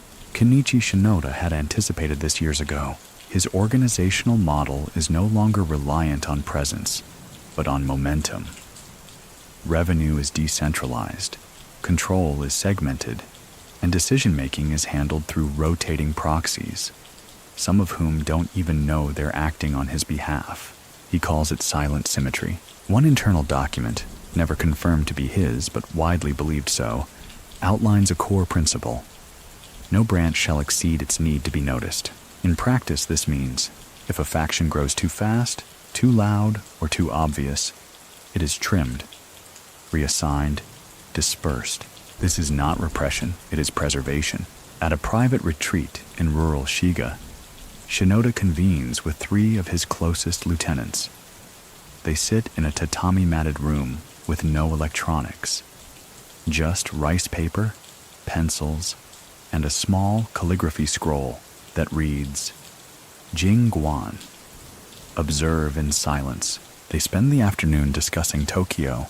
The city, though notoriously difficult to crack, has begun showing weak points. Gentrification is pushing out smaller businesses.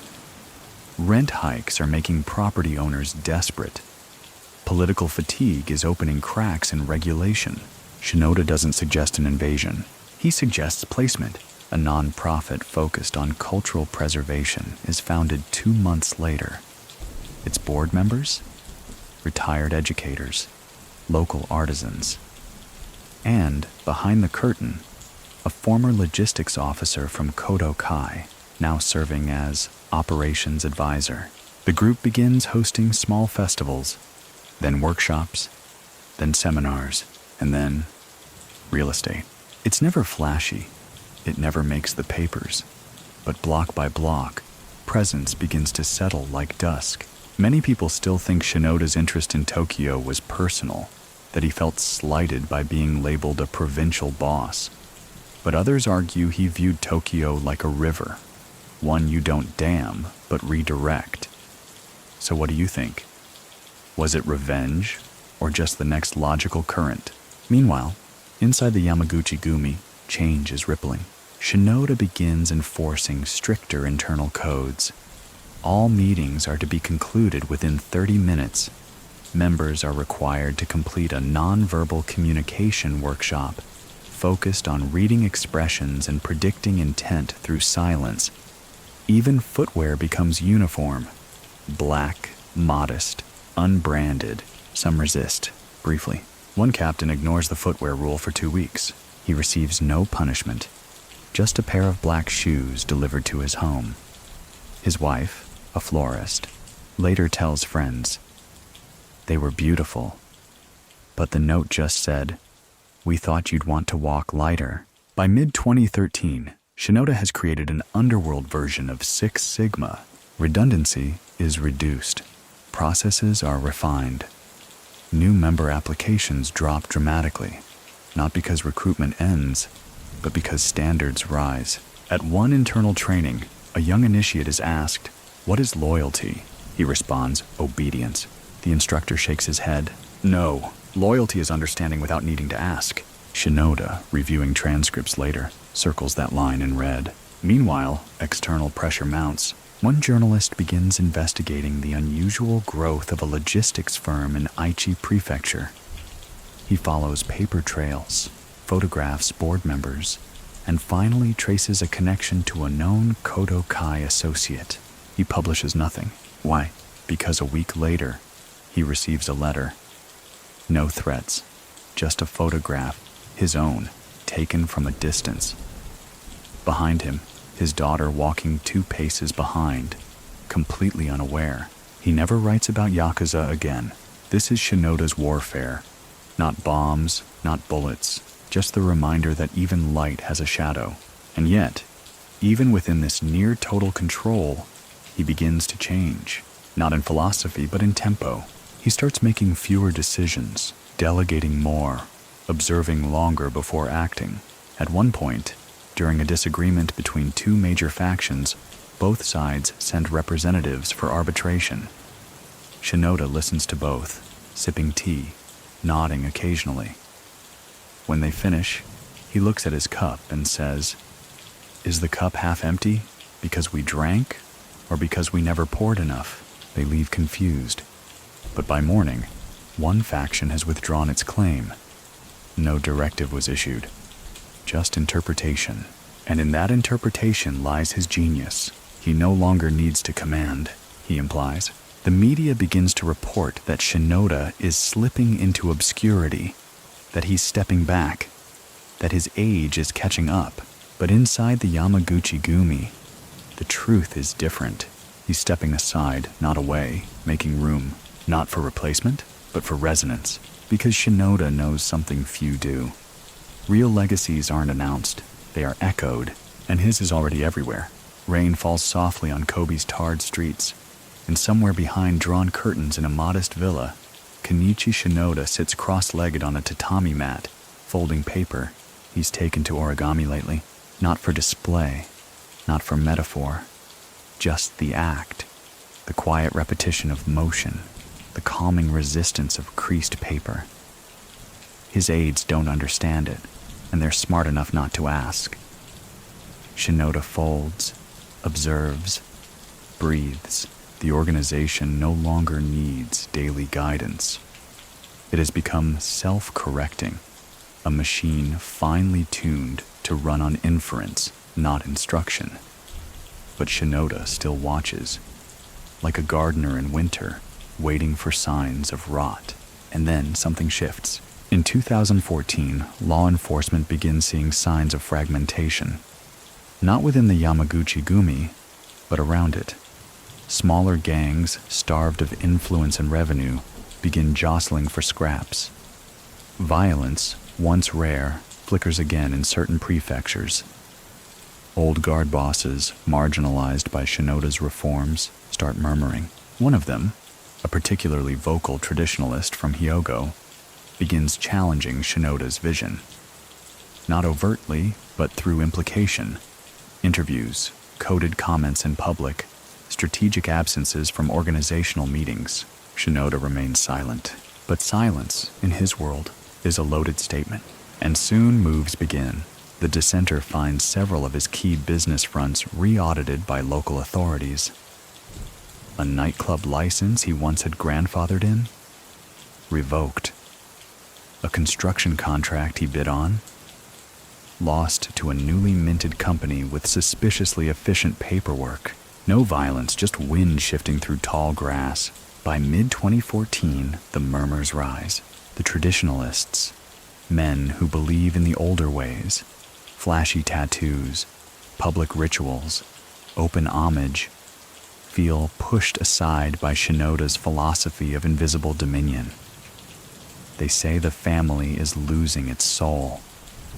That efficiency is strangling heritage. At an annual summer gathering in Osaka, a symbolic divide forms. Two sets of attendees, one in tailored suits, quiet and composed.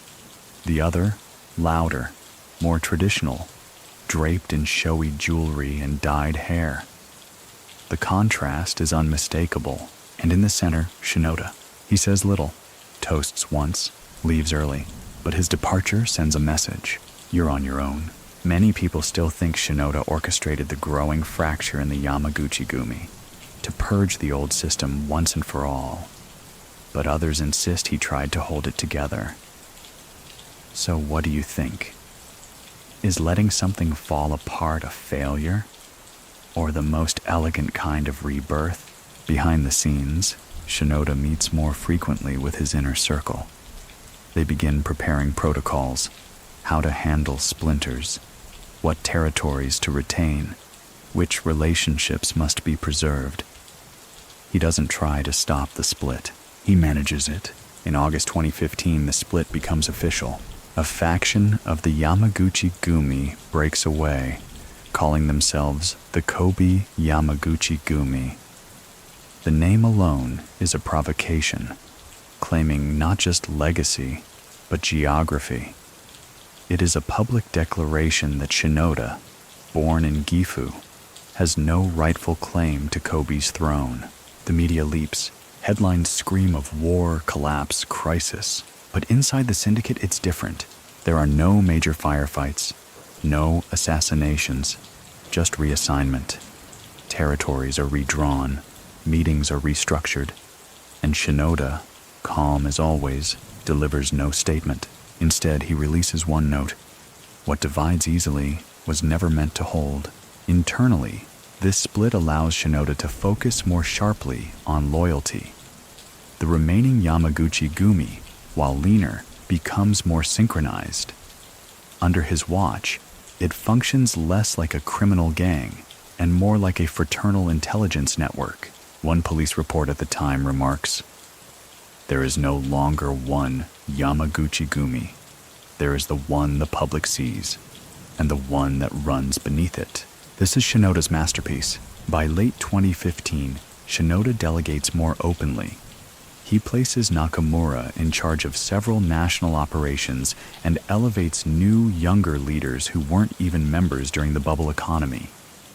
These men have MBAs, international contacts, and a hunger to impress, not with violence, but with results. And Shinoda? He continues folding paper. Some say he's preparing for retirement. Others believe it's a front, that he's more dangerous than ever. One journalist writes, "The most terrifying part of Shinoda's leadership is that we can't tell when he's acting, or when he's already acted." In private, Shinoda begins discussing ideas others dismiss as philosophy. He talks about entropy, how empires must shrink to breathe, how even shadow must cast itself across light to be seen. He makes references to Zen koans, brings up mountain winds, mentions the weight of water. His men understand only some of it, but they never interrupt. At one small meeting, a lieutenant mentions how the split has made operations messier, how old friends have become competition. Shinoda nods, sips tea, says, "It's the sea. Some fish swim deeper after the net breaks." That night, the lieutenant quietly transfers his operations farther inland. Shinoda's understanding of consequence isn't linear, it's circular. He doesn't fight fire. He waits for it to run out of oxygen. Even law enforcement, now thoroughly embedded with analysts and data miners, admits the new Yamaguchi-gumi doesn't behave like a criminal syndicate. It doesn't leave blood trails. It leaves unfiled reports. Many in the police force retire frustrated. Some retire impressed. By the end of 2015, Shinoda's public appearances vanish entirely. He becomes a name only, No sightings, no photos, no recordings. Even birthday gatherings are attended on his behalf by proxies. And yet, the organization moves in rhythm with his breath. Some say he walks alone in Gifu again at night, wearing that same wool coat, pausing beneath lanterns long since cracked. Others say he's already handed over control and watches it all from a quiet home in the hills. Either way, his empire no longer needs his hand.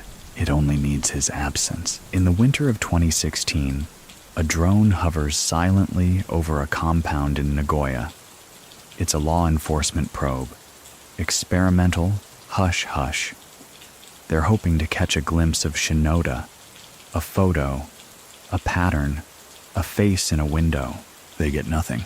The compound's windows remain shuttered. The gates don't open. The sensors don't trigger. The thermal cameras detect faint motion, but no human presence on record. The drone circles for 12 minutes before turning back, empty-handed.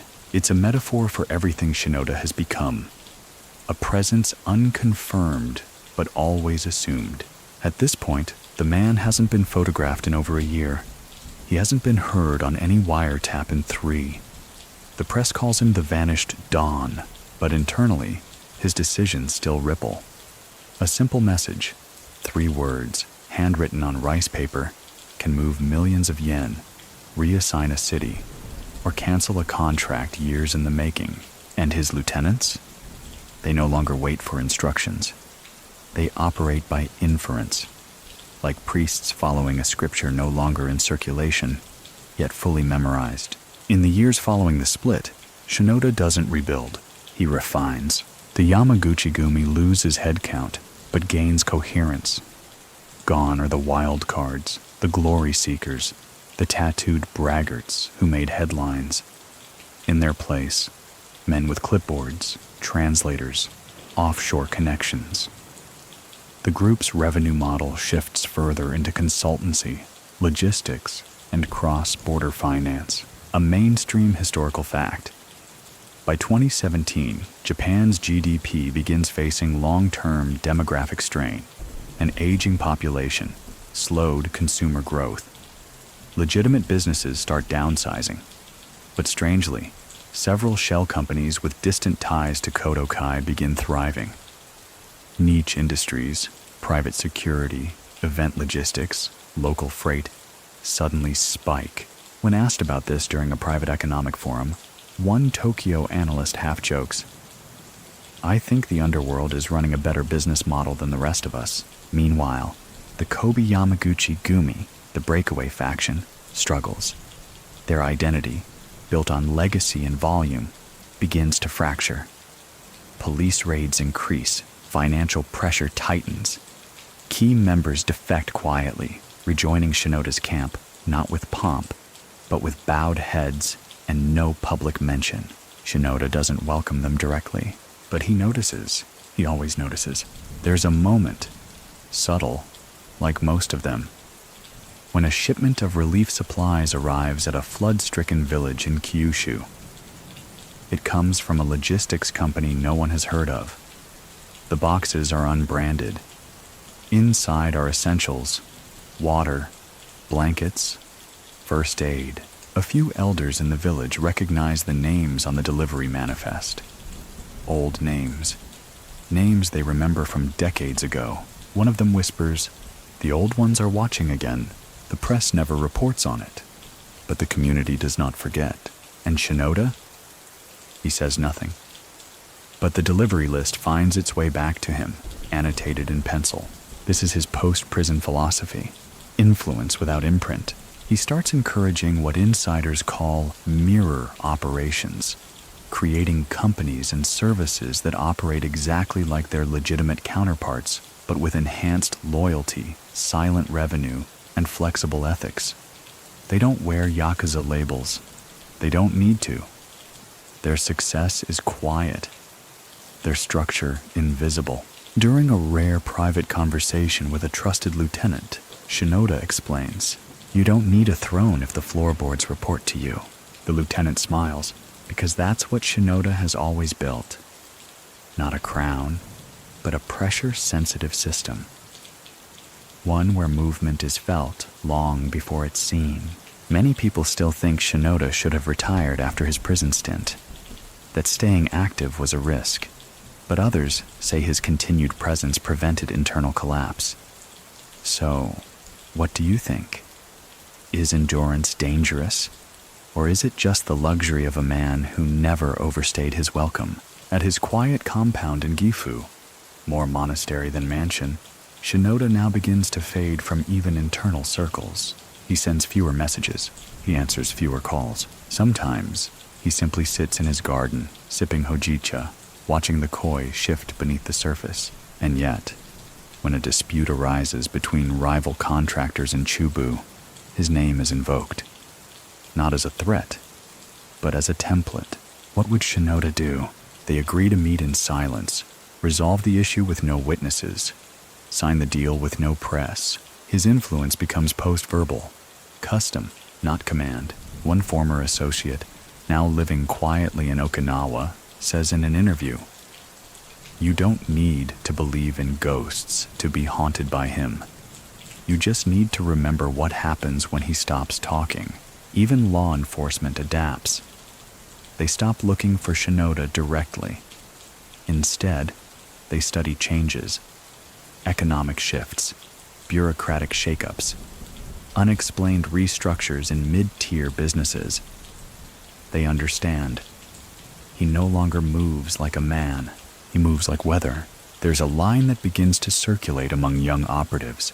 Shinoda isn't gone. He just walked so far ahead that we haven't caught up yet. It's meant as reverence, but also as a warning. In late 2018, rumors begin. Health troubles, a potential successor, maybe even a departure from Japan. But there are no confirmations, no denials. Only a photograph taken from a distance. An elderly man, walking alone on a mountain path, hands behind his back, coat fluttering in the wind. Is it him? No one can say for sure. But the image goes viral anyway. Not because it proves anything, but because it proves he still might be watching. And when someone might be watching, you move differently. By 2019, Kenichi Shinoda has become a kind of whispered punctuation in Japan's criminal underworld. A period, a pause, a comma in conversations that matter. No longer a man you meet, a man you feel. His name stops being spoken in full. People simply say, Shin-san, or sometimes just the figure. His presence is no longer assumed by his seat at the table, but by the absence of chaos around it.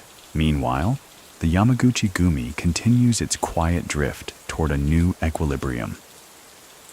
Police analysts note fewer arrests, fewer incidents, and a peculiar uptick in unidentified business registrations across Aichi, Mie, and even Tokyo. Companies with clean books, modest profits, and eerily similar governance structures. The kind that don't raise red flags, just gentle curiosity. That's Shinoda's legacy. Systems that don't announce themselves, and beneath that, something softer begins to settle. Time. Aging is inevitable even for legends. Shinoda begins declining visits, first from junior captains, then from old allies. His handwritten notes slow. His routine shortens. Morning walks become garden strolls. His favored teas grow lighter, more fragrant. Jasmine replaces roasted barley. His meals shrink in portion but stretch in silence. One visitor, a veteran consigliere, is told to remove his wristwatch before entering the garden. He doesn't like to see time now, says the attendant. The consigliere laughs it off until he sees Shinoda, seated cross-legged beside a koi pond, unmoving, surrounded by open paper cranes and unopened letters. He never brings the watch back. There are whispers of frailty, of headaches, of coughing fits that echo late into the Gifu mountain air. But the staff says nothing. The gates remain closed. The villa's gravel paths are raked daily, even if no one walks them. And inside, Shinoda watches. He watches the koi. He watches the clouds. He watches the ripples he no longer needs to disturb. Many people still think he's preparing for death. that this quiet is the prelude to legacy. But others believe he's just settling the tide, that even waves need a moment to collapse softly into shore. So what do you think? Is stillness surrender, or the final form of control? His last known written message arrives in late spring 2019. It's addressed to no one and everyone, written on thick paper in brushstroke calligraphy. It says, "If they forget your voice, teach them to listen for your shape in silence." No signature, no return address, just that. The organization continues on, self-sustaining, deeply embedded in places even government analysts admit they no longer fully understand.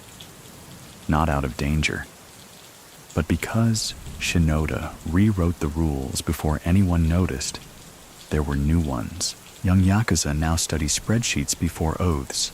They're told stories, not of shootouts or flashy cars, but of a man who never smiled for a camera and never once raised his voice in public. And perhaps that's the final irony. Kenichi Shinoda, the silent architect, the ghost king, the whisper that built an empire, has, by all visible accounts, disappeared. Some say he lives in a remote monastery. Others believe he's passed, buried under a name not his own, in a place without markers. But every now and then, a flower arrangement shows up outside a temple in Takayama, always the same kind. White lilies, tied with thread. No name, no card. And every now and then, the wind shifts just slightly through the streets of Nagoya or the alleys of Kobe, and people pause, just for a second, because sometimes you can feel when a man has walked into a room, even if he never did. The sixth generation begins, not with fanfare, not with the sound of drums or the flash of gold rings, but with the quiet creak of a door closing behind Kenichi Shinoda. His leadership is official now, inked into the bones of the Yamaguchi-gumi. But Shinoda doesn't enter the throne room with applause. He walks in like a janitor entering a familiar office, unimpressed by its size, already planning what needs cleaning, and there is much to clean. The organization he inherits is large, yes, still the most dominant yakuza syndicate in Japan. But it is bloated, tangled in old customs, burdened by internal rivalries, and bleeding relevance in a world no longer impressed by tattoos and threats. Where the old bosses once roared, Shinoda whispers, he begins by reorganizing, not reshuffling. He doesn't promote loyalists indiscriminately. He promotes listeners, men who understand structure, men who can sit in silence and still know what's been decided. He calls it aligning the waterline, because if a ship leaks below the surface, it doesn't matter how grand the sails are. The first weeks of his reign are quiet, almost too quiet.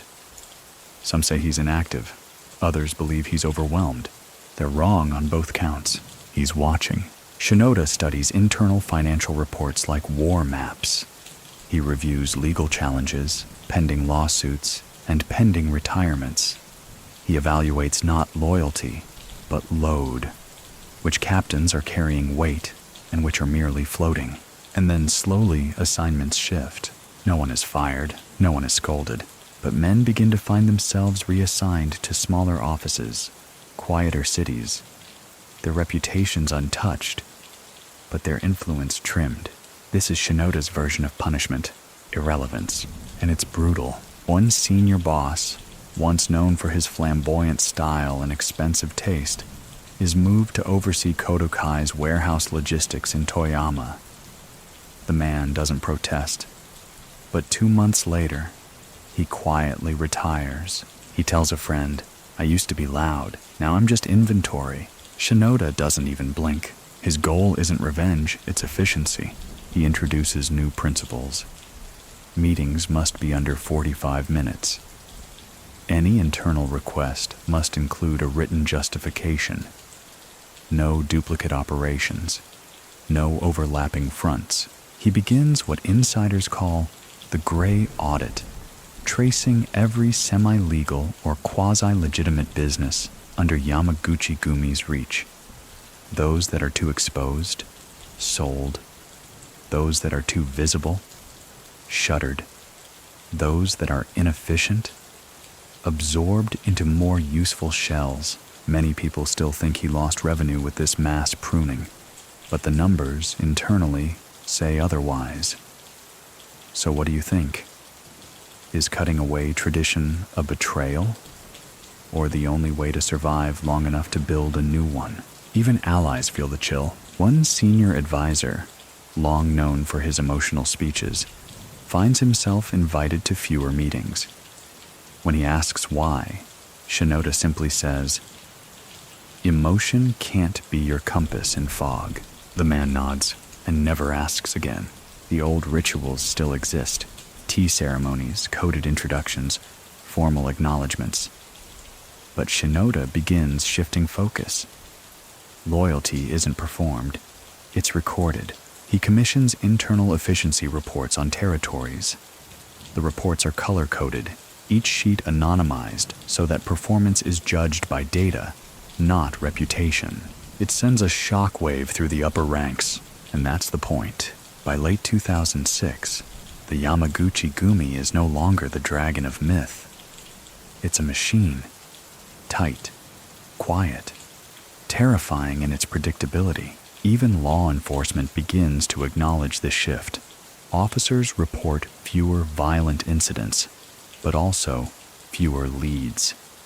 One detective is quoted saying, "They didn't just clean up their act, they erased the trail leading to it." And the public?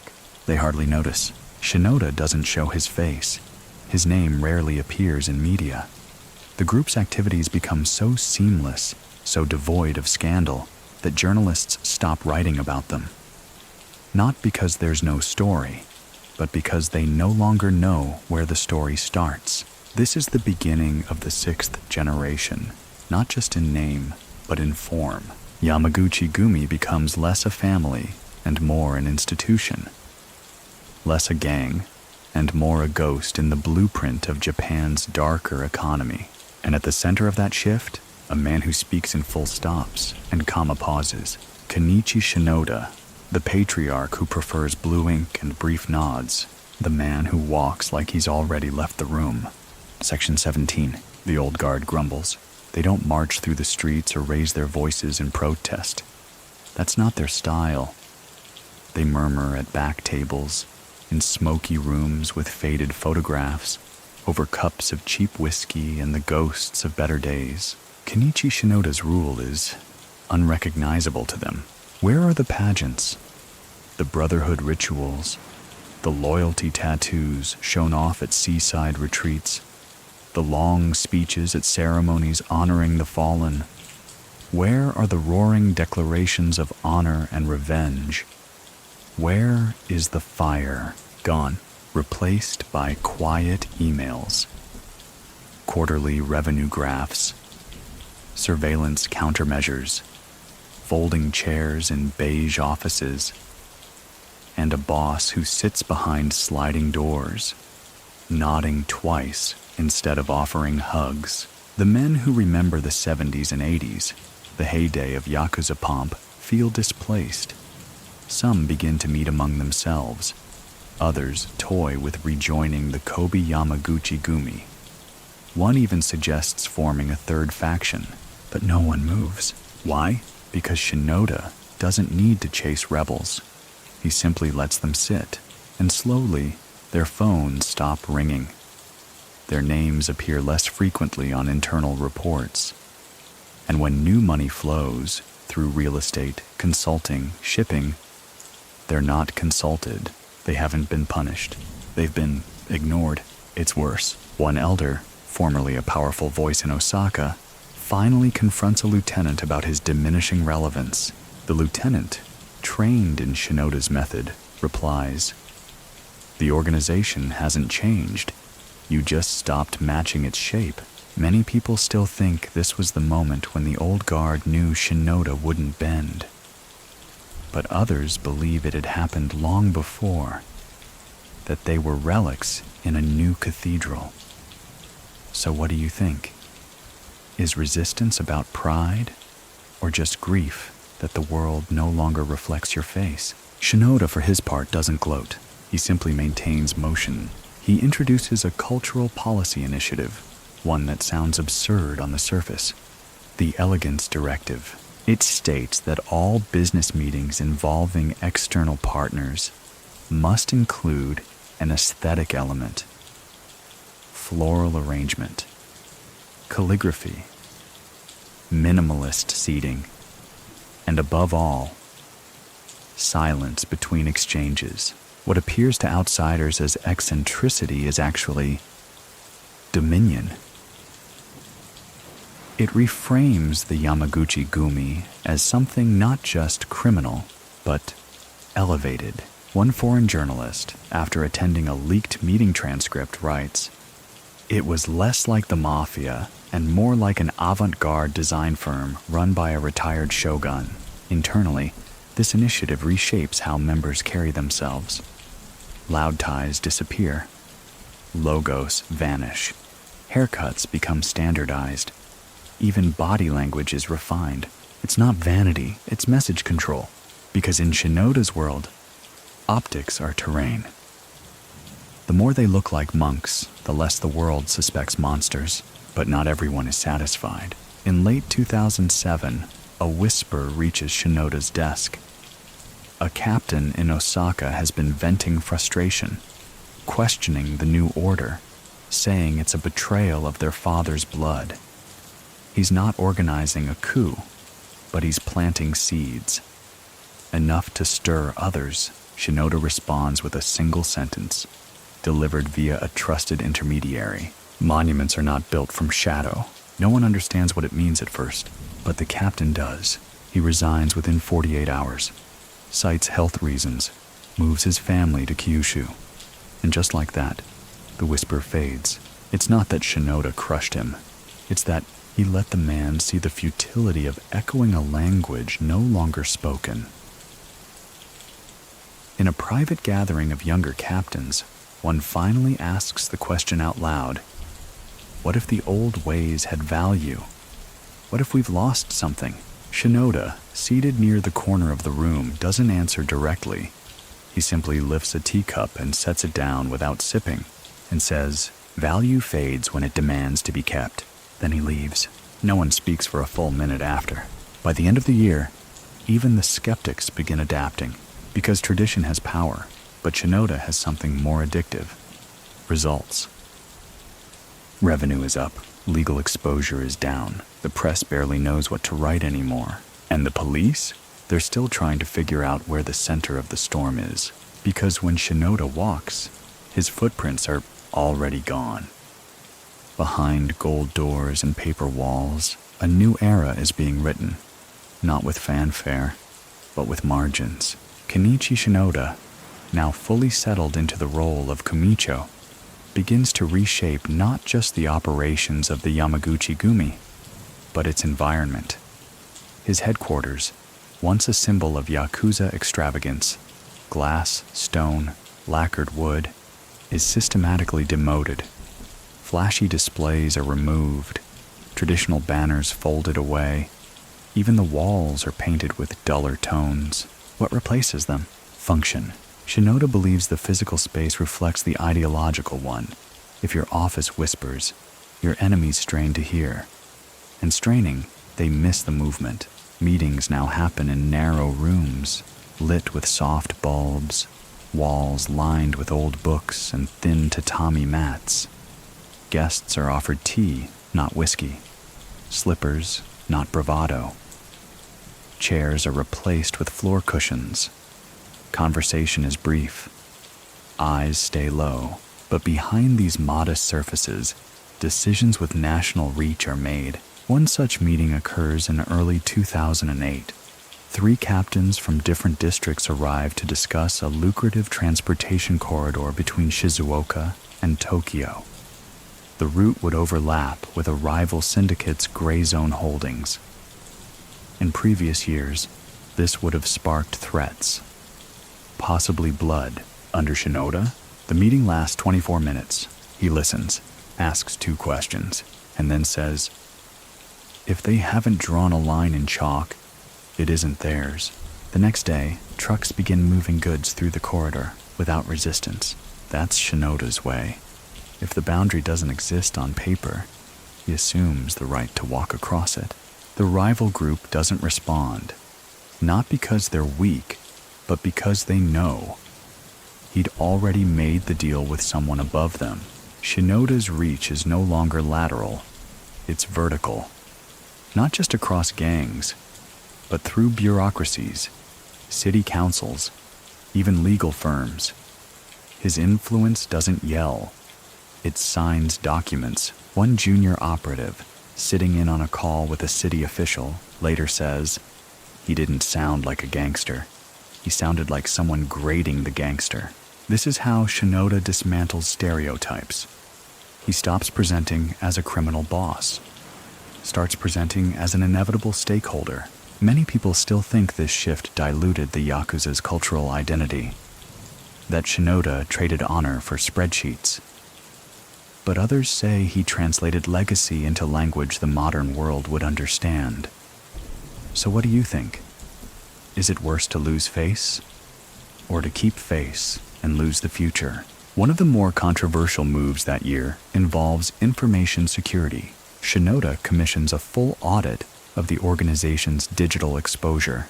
He brings in outside consultants, not gangsters, but tech-savvy freelancers with clean resumes and ambiguous morality. For 2 months, these specialists comb through metadata, email habits, transaction patterns, and personnel vulnerabilities. The findings are uncomfortable. Several lieutenants are using personal devices, messaging apps, Wi-Fi in public places. A few even have location sharing turned on. Shinoda doesn't rage, he doesn't lecture. He simply bans all unsanctioned phones from operational zones and institutes a policy that would later be dubbed the plexiglass doctrine. Every high-level conversation must be conducted in spaces with clear exits and no microphones. If notes are taken, they are destroyed within 24 hours. Nothing leaves the room unless it walks out inside someone's head. He reportedly tells one subordinate, "If someone can quote me, I've failed." It's around this time that Shinoda begins pushing non-criminal revenue streams. He encourages the acquisition of businesses that require no laundering, no coercion, and no oversight.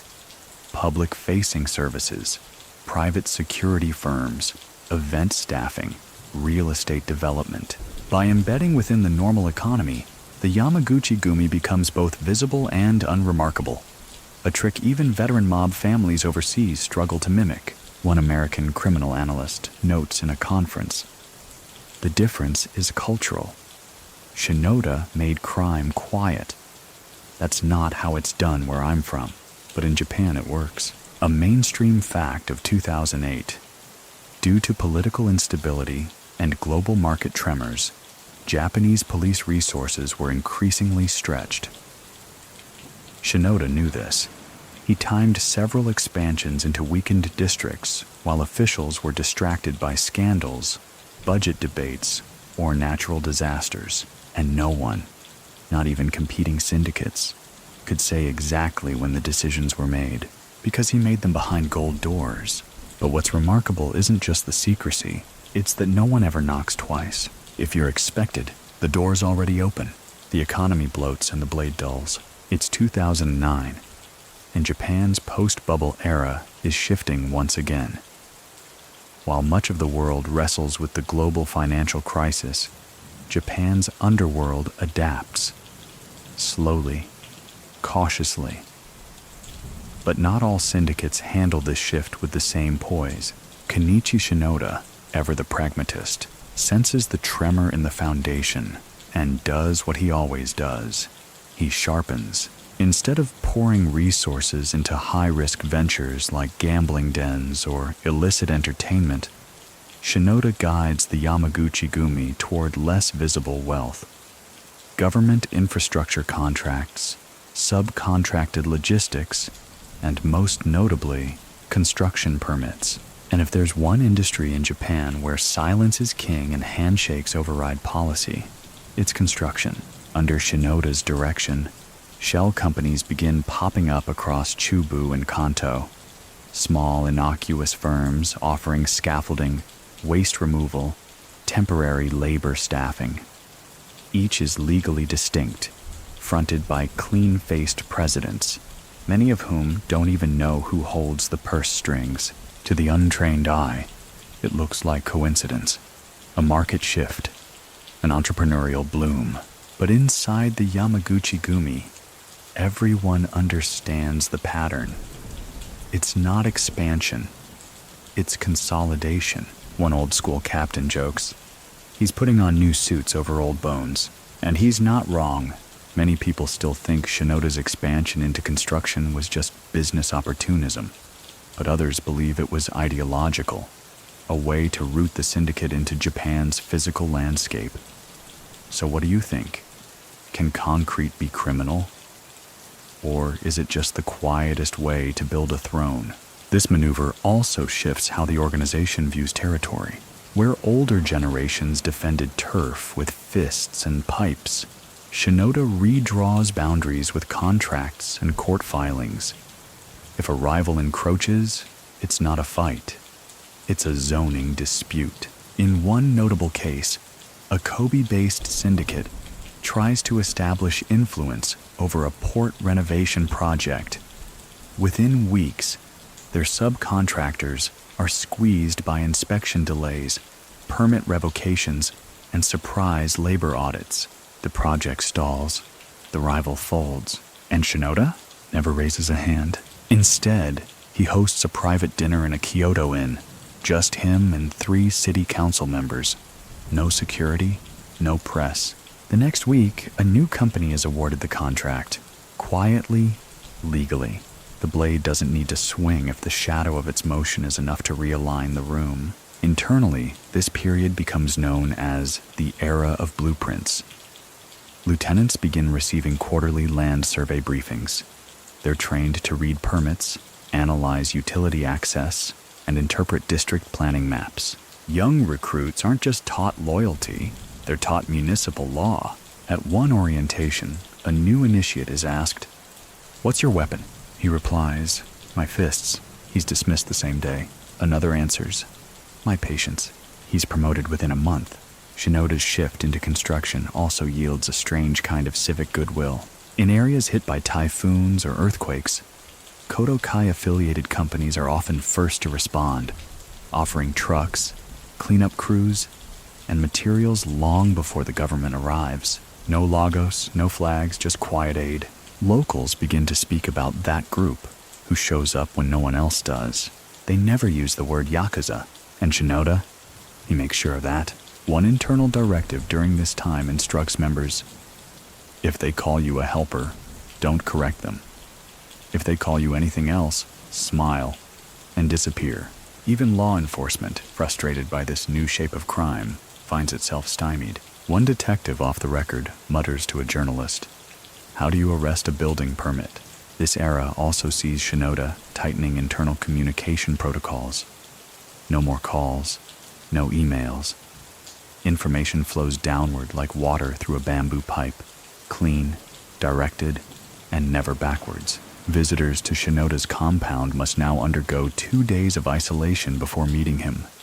No phones, no paper, just reflection. One lieutenant, newly appointed, finds himself sitting in a sparse guest room, sipping tea, listening to rain, waiting for his audience. After 2 days, he's invited into Shinoda's study. The boss says nothing for 3 full minutes. Then he simply asks, "What did you learn when no one was speaking?" The man replies, "That the silence isn't empty, it's preloaded." Shinoda smiles and pours tea. By the end of 2009, the Yamaguchi-gumi is less a gang and more an architectural shadow, present in every building site, every tendered bid, every quiet corner of urban expansion. They don't own the land, they just decide who gets to stand on it. The phone rings, but no one answers, not because the line is dead, but because Shinoda no longer uses phones. By 2010, communication within the Yamaguchi-gumi operates like a monastery, layered, deliberate, reverent. Messages move through trusted intermediaries, handwritten notes, coded phrases tucked into innocuous phrases. a new vocabulary has emerged. The garden needs sweeping means territory must be restructured. Rain on the mountain signals external legal pressure. Even the phrase, prepare the tea, can mean anything from hold your ground to exit quietly. It's not just style, it's survival. Shinoda knows the modern battlefield isn't the street, it's the channel. Surveillance is rampant. Texts are mined. Calls are traced. He once tells a lieutenant, anything spoken that can be replayed wasn't meant to be spoken at all. And so, the Yamaguchi-gumi under his command becomes a living cipher. That year, police surveillance reaches new levels. Facial recognition, metadata tracking, deep collaboration with international intelligence agencies. But they still can't map the structure of Shinoda's organization. Why? Because even inside there's no single blueprint. Shinoda has built a modular underworld, cells of operatives that only know their immediate tier. Lateral movement is rare. Promotions are glacial. Orders are often issued as suggestions, executed not by instruction, but interpretation. Many people still think this system breeds confusion. Others say it's Shinoda's masterpiece. An empire run not by fear, but by fluency in ambiguity. So what do you think?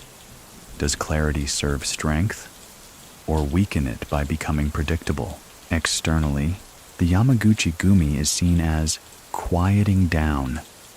Police arrest lower-level operatives, seize a few shell properties, but the heart of the operation remains untouched. And beneath the silence, growth continues. One notable maneuver is the acquisition of a private transport company operating out of Nagoya. On paper, it's small. 6 trucks, a dozen staff. Within a year, it's subcontracting for one of Japan's largest logistics chains, moving materials between ports, managing airport shipments, even handling event security. It's all legal, but every employee has been vetted by Kodokai protocol. Every route is dual-purposed. Every crate, every barcode, every receipt, part of a larger, layered rhythm that no outsider can quite trace. When an investigative reporter begins asking questions, he receives a phone call. Not from a gangster, not from a thug, but from a city official, gently reminding him that the company is protected by labor contracts and serves 3 public departments. He drops the story, and Shinoda? He's never mentioned. At the same time, Shinoda starts distancing himself physically. He no longer stays in one residence, rotates between 3 compounds, one in Gifu, one in Aichi, one so discreet even his most trusted men aren't sure where it is. Travel is done at odd hours, in unmarked vehicles. He's accompanied by only 1 or 2 men, often dressed as retirees or postal workers. Even the staff in these homes rotate weekly. No permanent staff, no predictable schedule. It's less paranoia, more designed obscurity. Inside his sanctuaries, Shinoda lives minimally. 1 room, tatami mats, no television, no art on the walls, just books, mostly history, Zen philosophy, and criminal psychology. He's not hiding, he's studying, because while the organization runs like a corporate network, Shinoda is already thinking beyond the frame. In a private conversation, he tells Nakamura, the future belongs to those who disappear early enough to be missed, but not late enough to be replaced. That's his next objective, not expansion, abstraction. One former member, now retired and living in Sendai, says, Shinoda's not trying to be untouchable. He's trying to become unnecessary. In other words, he's building an organization that no longer needs his face, his voice, or even his name. And so, the Yamaguchi-gumi slowly becomes an echo chamber of his methodology. Decisions without announcement, corrections without reprimand, continuity without origin. Even police begin to shift tactics, no longer chasing the boss, but trying to understand the operating system. They send in analysts, behavioral profilers, corporate consultants, but nothing fits the standard models. One profiler famously says, "We're not dealing with a crime boss. We're dealing with an algorithm wearing slippers." Meanwhile, the public remains unaware, because nothing is on fire. And when nothing is burning, no one calls for the firemen. But Shinoda isn't resting. In a quiet move that makes no headlines, the Yamaguchi-gumi begins acquiring data. Real estate metrics, shipping patterns, municipal zoning forecasts. Not for leverage, for prediction. Because Shinoda doesn't just want to survive the next crackdown. He wants to be 3 cities ahead of it. The year is 2011, and Kenichi Shinoda is watching the world change again. But this time, it isn't just policy or press or law enforcement reshaping the ground beneath his feet. It's technology, and it doesn't knock at the door. It slips through the walls. The rise of smartphones, digital wallets, encrypted communication, and surveillance AI begin transforming the very landscape of organized crime. Once, silence and slippered footsteps could evade detection. But now, a background ping from a mobile phone can tie someone to a meeting. A toll booth photo can link territories. A grainy ATM camera can trace a pattern. Shinoda recognizes this early, not as a threat, but as a signal. The rules have changed, yet again, so he adapts rapidly. In an internal directive known as Shiroi Hikari, white light, he orders an immediate audit of all communication behavior across the organization. The result is sobering. Dozens of operatives are using smartphones without proper protection. Others have location histories enabled. Some even store sensitive notes in cloud documents. Shinoda doesn't reprimand, he re-educates. For the first time, he brings in cybersecurity consultants. Not hired from the underworld, but from failed tech startups, laid-off engineers, and gray market coders. These aren't criminals. These are men who understand the shape of data. They are instructed to do one thing: make invisibility digital. Within months, the Yamaguchi-gumi shifts into an offline-first network. Sensitive data is stored in air-gapped systems. Messages are relayed through local mesh networks, scribbled on erasable boards, passed hand to hand on memory cards wiped every 3 days. But Shinoda doesn't stop there. He pushes further, into mimicry. A new directive states, any official Yamaguchi-gumi transaction must look, smell, and act like a legitimate small business deal. If it cannot withstand casual scrutiny, it does not proceed. This transforms the organization's operations. Suddenly, captains are required to learn industry terminology, logistics, taxation, import-export law. Meetings begin with spreadsheets, not greetings. One foreign observer quips, "They're not laundering money, they're laundering identity." At the same time, Shinoda begins dismantling his own image. He refuses portraits. He stops signing internal memos. His name is removed from leadership rosters. Lieutenants refer to him in code: Sensei of the Northern Wind, the architect, or simply the absent one. There are no photos, only echoes, and yet decisions continue to flow. Adjustments are made. Conflicts are resolved. Business expands because his method has become metastatic, replicating itself in those beneath him, like a carefully coded virus that improves with each copy. One insider says, "We don't ask, what would the boss say? We ask, what would the boss not need to say?" Meanwhile, the public remains blissfully unaware. The Yamaguchi-gumi is no longer known for violence. The press struggles to report on them because nothing leaks. The organization hasn't had a major incident in years. Even politicians, long wary of their reach, grow complacent. And that's when Shinoda makes his boldest move yet.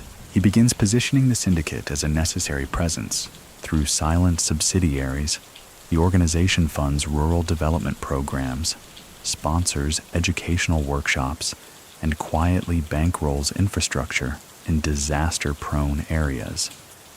After the 2011 Tohoku earthquake, Shinoda allegedly approves the allocation of trucks, fuel, and food through front companies to aid in relief efforts. No credit is taken, no brand is stamped, but local officials remember who showed up first. One regional mayor, when asked years later about early supply access, only says, "Some kindness doesn't wear a name tag."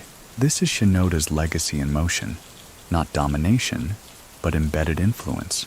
Many people still think this is him softening with age, but others know better. This is camouflage perfected, because once you become indistinguishable from the good, you stop being hunted, and once people can no longer define what you are, they stop trying to stop what you do. Shinoda, sitting cross-legged in his garden, pours himself a cup of tea. Across the country, a silent machine built in his image continues humming. No banners, no shouts, just motion.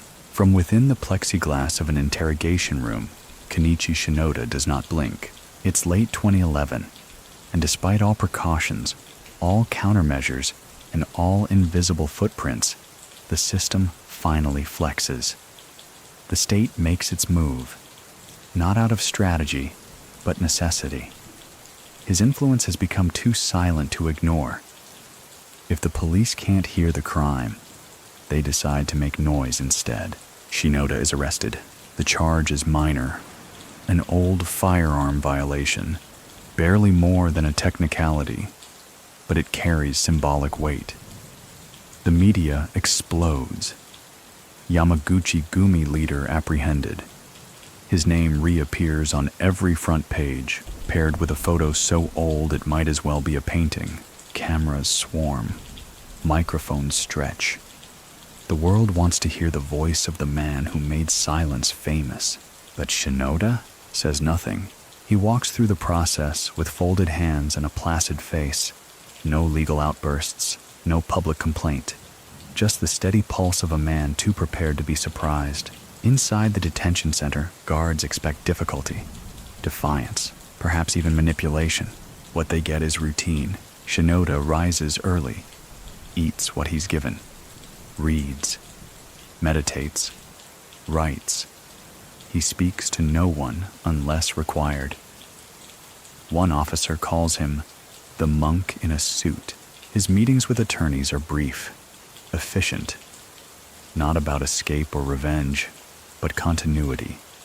Because outside the walls, the engine still runs. The Kodokai doesn't flinch. No captains jostle for power. No lieutenants defect. Orders continue to flow, cryptic, elegant, undeniable. Each message less a directive than a reminder.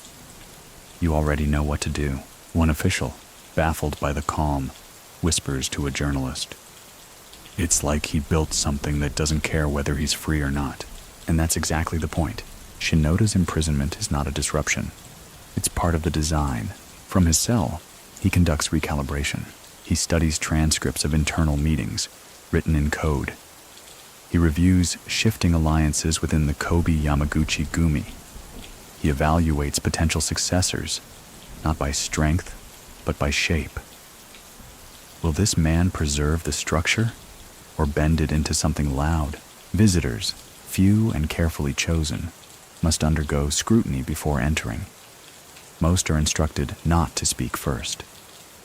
Shinoda observes them before uttering a word. And often, that word is not advice. It's a question. What part of yourself do you still serve? The meetings are brief. The impact, long. One visitor, a mid-level captain, leaves shaken.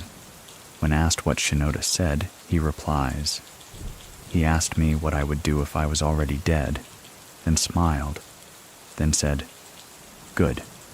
Now build like that." Outside, law enforcement celebrates, briefly, but the streets remain quiet.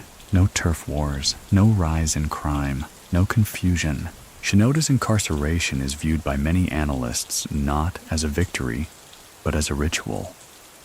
a brief pause in an otherwise uninterrupted cycle, and for the organization, it becomes a crucible. During this time, lieutenants step up. Nakamura, his most trusted proxy, handles external diplomacy. Others manage operations across Chubu and Kanto. Every decision reflects Shinoda's doctrine: calm, concise, completely impersonal. Many people still think Shinoda was crushed by his imprisonment, but others understand. This was where he became untouchable, because when you rule from within the walls, there are no gates left to breach. A mainstream observation worth noting: during Shinoda's time in prison, the Yamaguchi-gumi's income dipped slightly, but its internal cohesion improved. Less infighting, fewer scandals, higher efficiency, as if his absence had clarified the chain of command rather than weakened it. In a way, Shinoda had proven a theory few dared voice. Leadership is most effective when it's no longer required. He had become the ghost of his own throne, and inside the plexiglass room, sitting on a steel stool, staring at nothing in particular, Shinoda knew it. He had designed a world that could not be dismantled by handcuffs, because the real power wasn't him, it was the structure that remembered him. When Kenichi Shinoda is released from prison in December 2011, he doesn't return to fanfare. No banners, no processions, no ceremonial tea. Just a gray coat, a silent car, and the same folded hands that entered the cell 2 years prior. Freedom for Shinoda is neither celebration nor rebirth. It's just phase shift. He steps into the winter light like a man returning to a house that never locked its door. No step is rushed. No glance is wasted. And across the country, the organization begins to adjust, not in reaction, but in rhythm. The architect has re-entered the blueprint. What surprises many isn't what Shinoda changes, but what he leaves untouched. He doesn't restructure, doesn't demote or promote. Instead, he visits, one by one, key districts. No speeches, no meetings, just a quiet presence. His figure passing through doorways, his eyes scanning ledgers, his fingers resting lightly on weathered tables. He doesn't ask what's been done. He looks to see if it's been remembered. This is Shinoda's post-imprisonment strategy. Inspection without interference. Each visit is a mirror, each silence a measure. One senior lieutenant describes the experience like this: he didn't correct us. He just stood there long enough that we corrected ourselves. By 2012, the Japanese government begins implementing stricter anti-yakuza legislation, laws that restrict financial institutions from doing business with known associates, limitations on housing, and corporate exclusions. The pressure mounts, especially on middle-tier operatives who rely on public-facing businesses. Shinoda, anticipating this years before, initiates a widespread shift: divest from traceable assets, reinvest in proxy operations. He begins formalizing what was once informal, teaching mid-level members how to use nominee directors, establishing holding companies abroad, even experimenting with cryptocurrency through shell accounts in South Korea and Taiwan. Yes, cryptocurrency. While early and not yet mature, Shinoda recognizes the potential in decentralization. He doesn't trust it yet, but he studies it, hires consultants, sends trusted analysts to conferences in Singapore. When asked why he's interested in something so volatile, he allegedly says, "If the world is moving underground, we might as well walk on familiar floors." The Yamaguchi-gumi becomes harder to define. Its edges blur. Some operations feel like hedge funds, others resemble NGOs. One front company is even nominated for a regional environmental award, ironically, for river cleanup. But behind every initiative is the same principle: be useful or be invisible. Meanwhile, Shinoda spends more time alone. He retreats to his private compound in Gifu. No cell reception, no modern art, just gravel gardens, wind chimes, and scrolls of calligraphy written in his own hand. Visitors say he walks barefoot in the mornings, sipping warm water, observing birds. He's not hiding. He's preparing. Because while the Yamaguchi-gumi remains Japan's largest criminal syndicate, Shinoda no longer wants it to be recognizable. He wants it to be a culture, not an organization. A template, not a building. One morning, he meets with Nakamura. The conversation is brief.